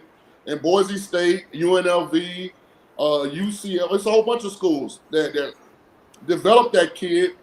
And now all of a sudden the kid walks in your office and tells you he loves it there. But coach, y'all are paying me $10. JB University is offering me $100. The coach can't even look at the kid and say, don't take the money. You know, that's the most frustrating part. And you know what the problem is? Like the Kevin McClains of the world and all this that don't understand hierarchy. There's a reason why the country's falling apart right now. There's a reason why kids are running the room at 17 to 21 that have yet to earn anything, that don't even know how to change their fucking oil in their car, and have yet to put anybody through college, paid a light bill, or paid a mortgage. But we want to put them on the same fucking level playing field as a 50-year-old that's 42 years in the business. Now, that's the fucking problem I have with the Caleb McClains and all these idiots in the world. You're putting a 17-year-old who's yet to earn anything, who don't know shit about shit, and you're putting them on the same level. This is when you have no hierarchy, and this is why we collapse as a society. And that's why you're seeing the collapse of football at the college level. Because if there is no pecking order and hierarchy, then grown men coaches that have done this for 42 years can no longer coach the kid and demand greatness from him, because the kid will crumble because he has no tough skin and immediately exit left. And you are saying that they belong on the same field as a 55-year-old coach. Get the fuck out of here, man. This shit is beyond me. But Shout out to Dirk Cutter, by the way. Yeah, great coach.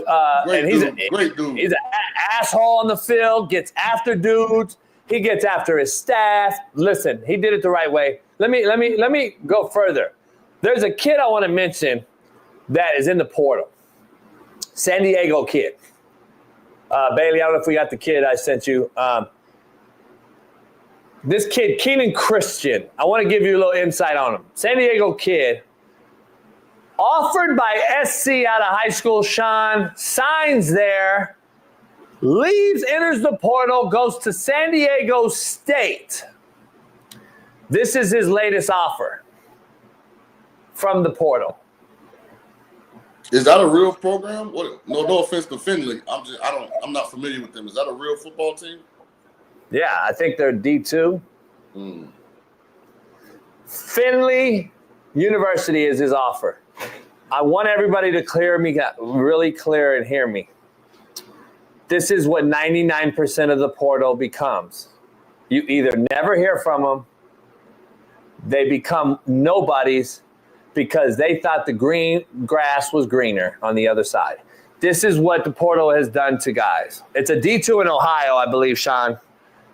Pretty decent D2. But you went from SC, big-time recruit out of high school in San Diego, California, big-time city. Then you go to San Diego State, back home. Okay, I can see that move, right? Now this is your offer. I'm just telling you, to Dirk Cutter's last post, to get out of the game, to this right here is all tied in to it's together. I'm just telling you. This is what is going on in college football, man. These kids, 99% of them don't make it. There's 7,000 in the portal, people. There's 134 D1s playing football. Do the math. It's never going to work. And now you've just opened Pandora's box with JUCO prep being untimed for 2 years. Can't wait to see it unfold, Shaun. I'm just telling you. Hey, JB, it's one of the reasons I'm so adamant that high school kids shouldn't be eligible for NIL. Like that's the first change I would make. A high school kid is not generating any revenue for the college he's going to ultimately sign with. All he's doing is making money for the On3s and the rivals and the recruiting services that monetize high school recruitment. Like that's where they got to start. Because it'll ruin a kid like Keenan. Kid like that, highly recruited out of San Diego, get paid before he ever play it down at SC. I agree. I agree, man. I'm just saying, man. And Shaun, this is the problem. Dirk Cutter left.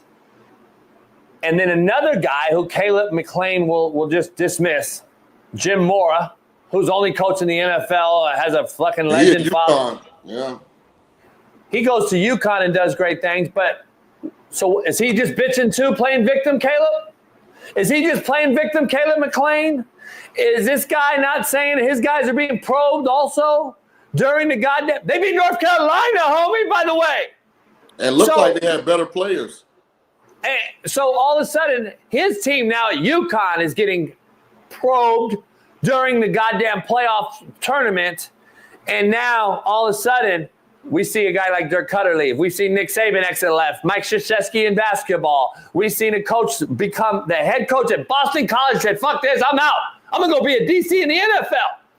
And Coach Hafley, and then got Green Bay doing pretty damn good. This is the problem. Chip Kelly left a Power 5 head job to go be a coordinator. Just make it make sense. That doesn't happen ever. So this is why. Are they all victims, Caleb? See, that's the problem. It really sucks for Jim Moore because him playing in the bowl game exposes him to losing his best players. Because now, and UConn don't play a national schedule generally. They're not on national TV. So the majority of big-time programs don't even see UConn play. With a standalone bowl game where everybody's watching, it's an O-line coach at 20 of the top 60 schools is like, oh, damn, that right tackle could play with us. He hit his GA, man. Find out who that is, man. It's beyond that, Shaun. It's not a GA no more. These big schools have hired 10 guys now. They got a department. They got a portal department that they log into the portal right as the season ends, and they're literally going to the coaches, the coordinators and head coach and saying, hey, 600 O-linemen are in the portal today. Let's get it on. They get the film up of 10 guys, and they're watching film. They bring the coordinator in to watch this kid's kick step, watch this guy in Nevada, UConn, these smaller schools under the radar that they could steal a dude from. Mm-hmm. And to be honest to Caleb McLean, I don't advocate for victim mentality. I'm not going to tell my players to just quit and give up, and it is what it is. I'm going to fight to the end. But my whole point to your take is, Caleb, at one point you will run out of quality for quantity, and you will not have the blood life that runs this particular space, college football. The portal will eventually run dry, and you will need to go back to the organic nature of football, is recruiting high school and JUCO kids. When you kill that and shut it down and clip it and only use the portal as your blood life, you will run out of organic natured players eventually. The portal is not going to last forever. I'm just telling you. It's an impossibility. I'm not a math major, but eventually 99% of them will be going to Lindsay College or whatever that shit was. They're not going to SC and Bama because you cut high school recruiting off and you've eliminated and imploded JUCO. So we're going to, I'm curious. You did say something earlier, JB, that I agree with 100%. NCAA sports needs to get back to being a 18 to 22-year-old competitive environment. I'm with you. Like, all right, I know COVID hit. It was terrible for a lot of people. But we passed that now. Hey, man, y'all, every Saturday I feel like I'm watching games with a bunch of 24, 25-year-old kids. Like, I mean, at some point, college sports needs to go back to being 18 to 22. And Shaun, it becomes, people don't understand the ramifications. They don't understand. You're now taking away possible CFL roster guys. Right. USL, USFL, arena football. Go play and live. That's what it used to be, Shaun. Oh, damn, I wasn't quite good enough, but I got a shot with a CFL team.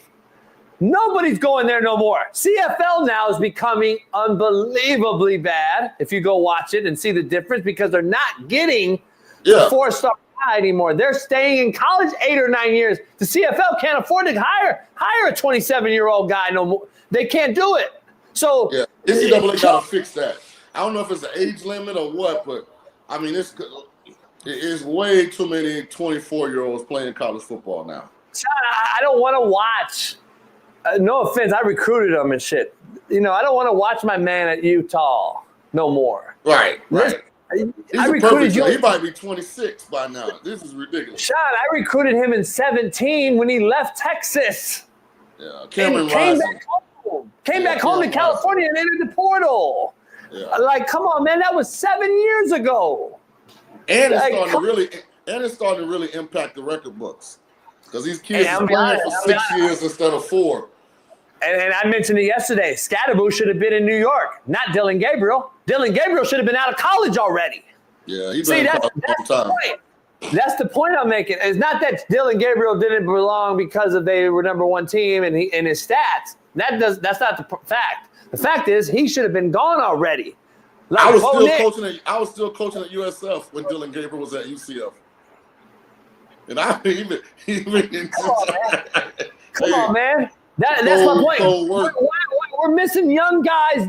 We're losing the fact that the kids don't have a drive anymore. Why wouldn't the next Scadaboo in the world coming out of high school have a drive and investment in his body and becoming the greatest thing when he's going to go to college and have a 25-year-old ahead of him who's been at 4 schools, and now they're going to be invited to a Heisman candidacy and not Scadaboo, who, if you go watch Scadaboo's high school film in Sacramento, California, go watch his high school film.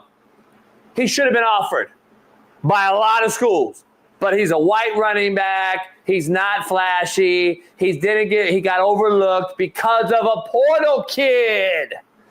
There was 1,000 portal running backs sitting around in a portal.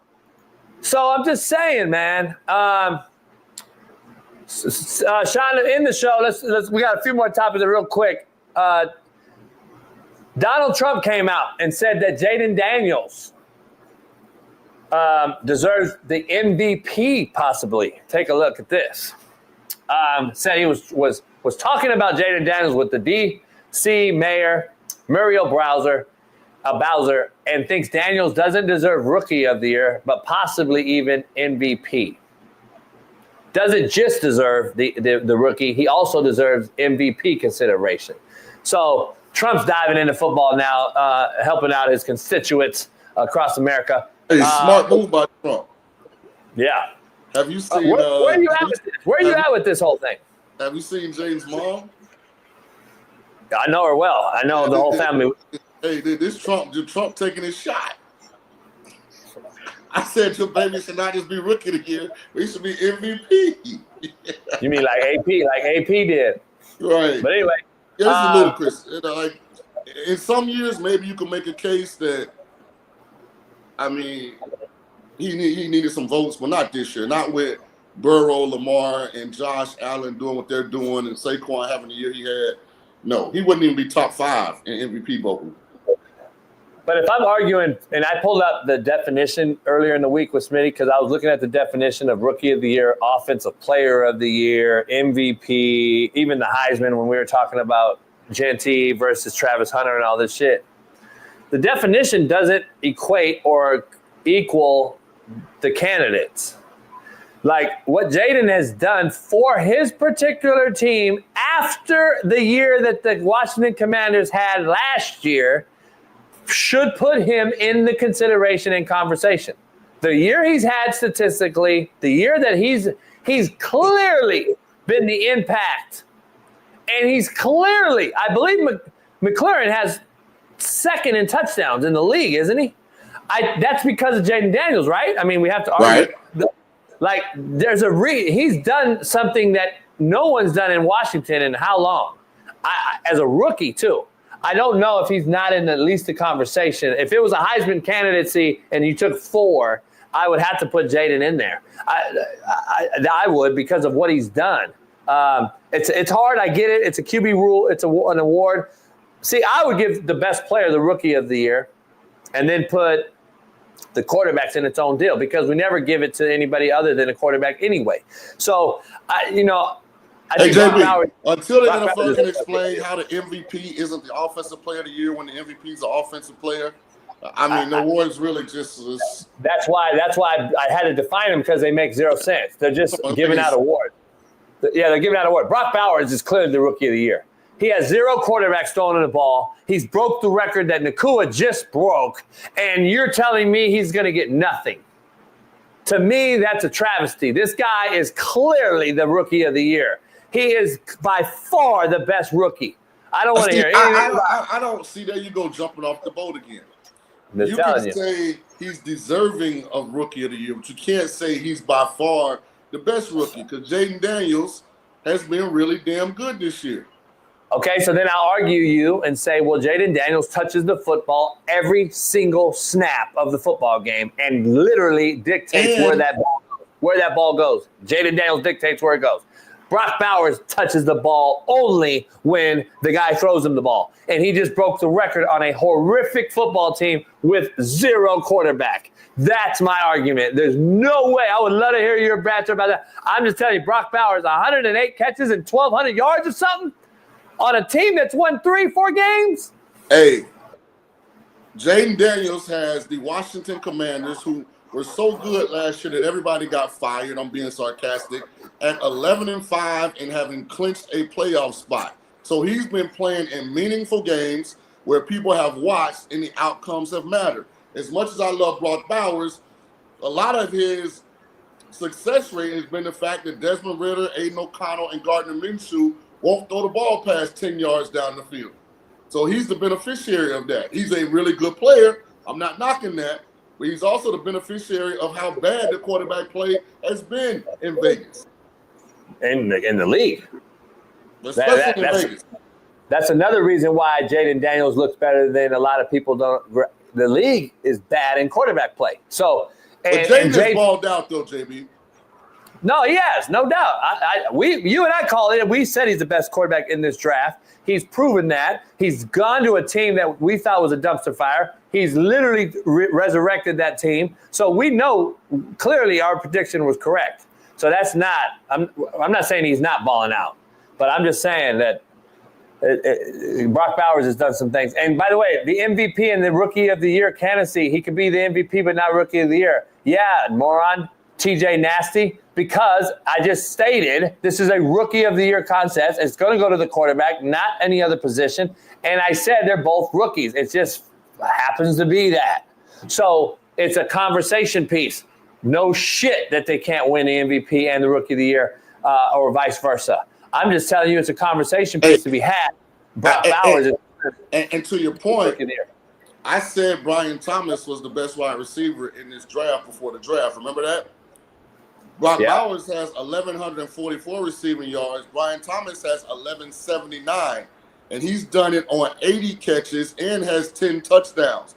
Bowers has done it on 108 with only 4. So you can make an argument that Brian Thomas has been more productive with less volume than Brock has. So I just think there's some. I would argue that one of your guys is a $200 million quarterback, and even though you can say he's bad, it doesn't matter. He's $200 million. Somebody thought he was fucking pretty good, and now you got a guy over here. You got 2 borrowed guys playing in Vegas. Malik Neighbors is 4 catches behind Bowers and 4 receiving yards and 2 touchdowns up.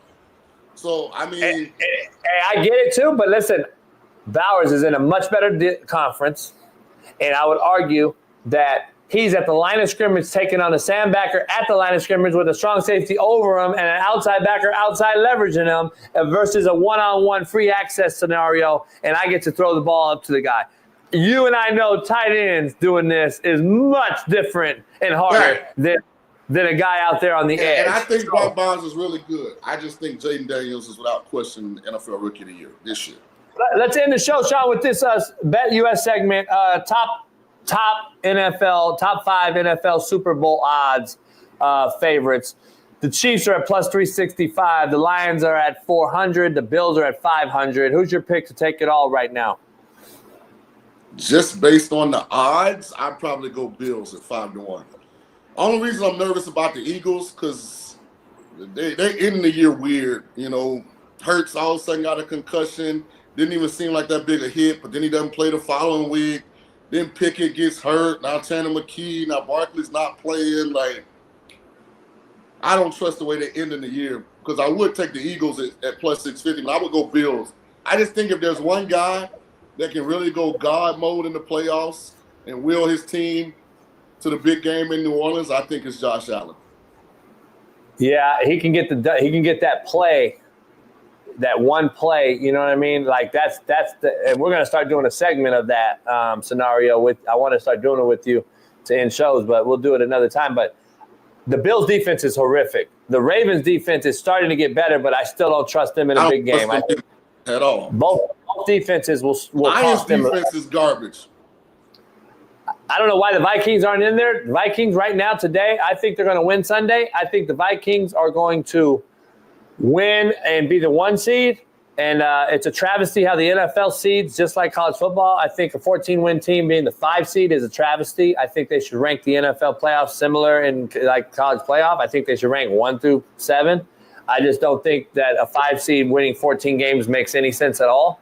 It's not the NFL. It's not our fault that the NFC North this year is in the best division in football.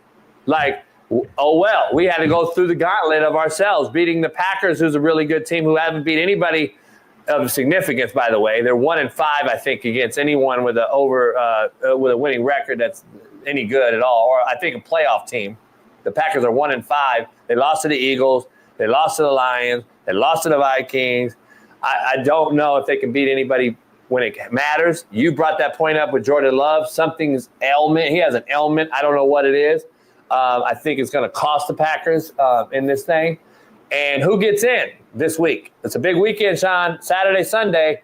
The Bucks, the Falcons.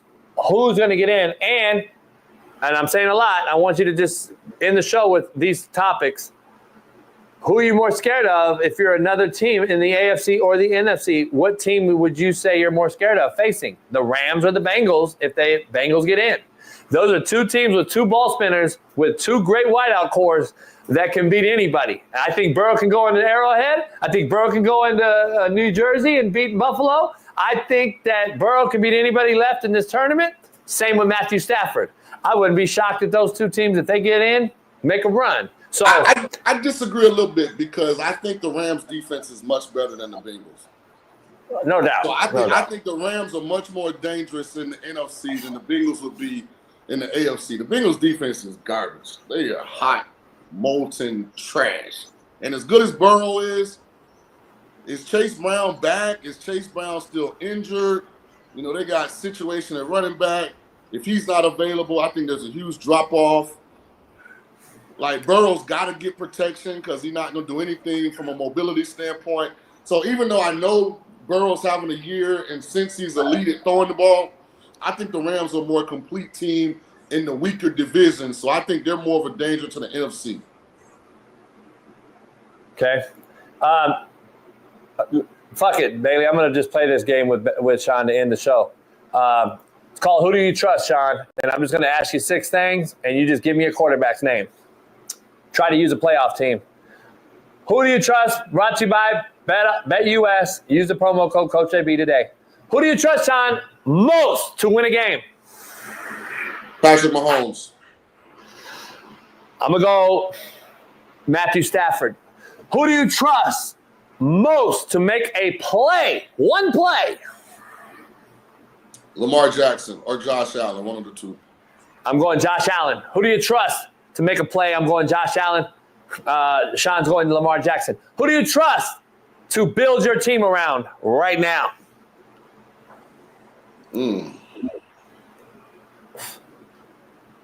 Burrow hurts me. He's injured too much, man. It scares me. For me, if I'm going established, it'll be Josh Allen. I just like his build. I think when his skill set diminishes, he's going to age more gracefully than Lamar.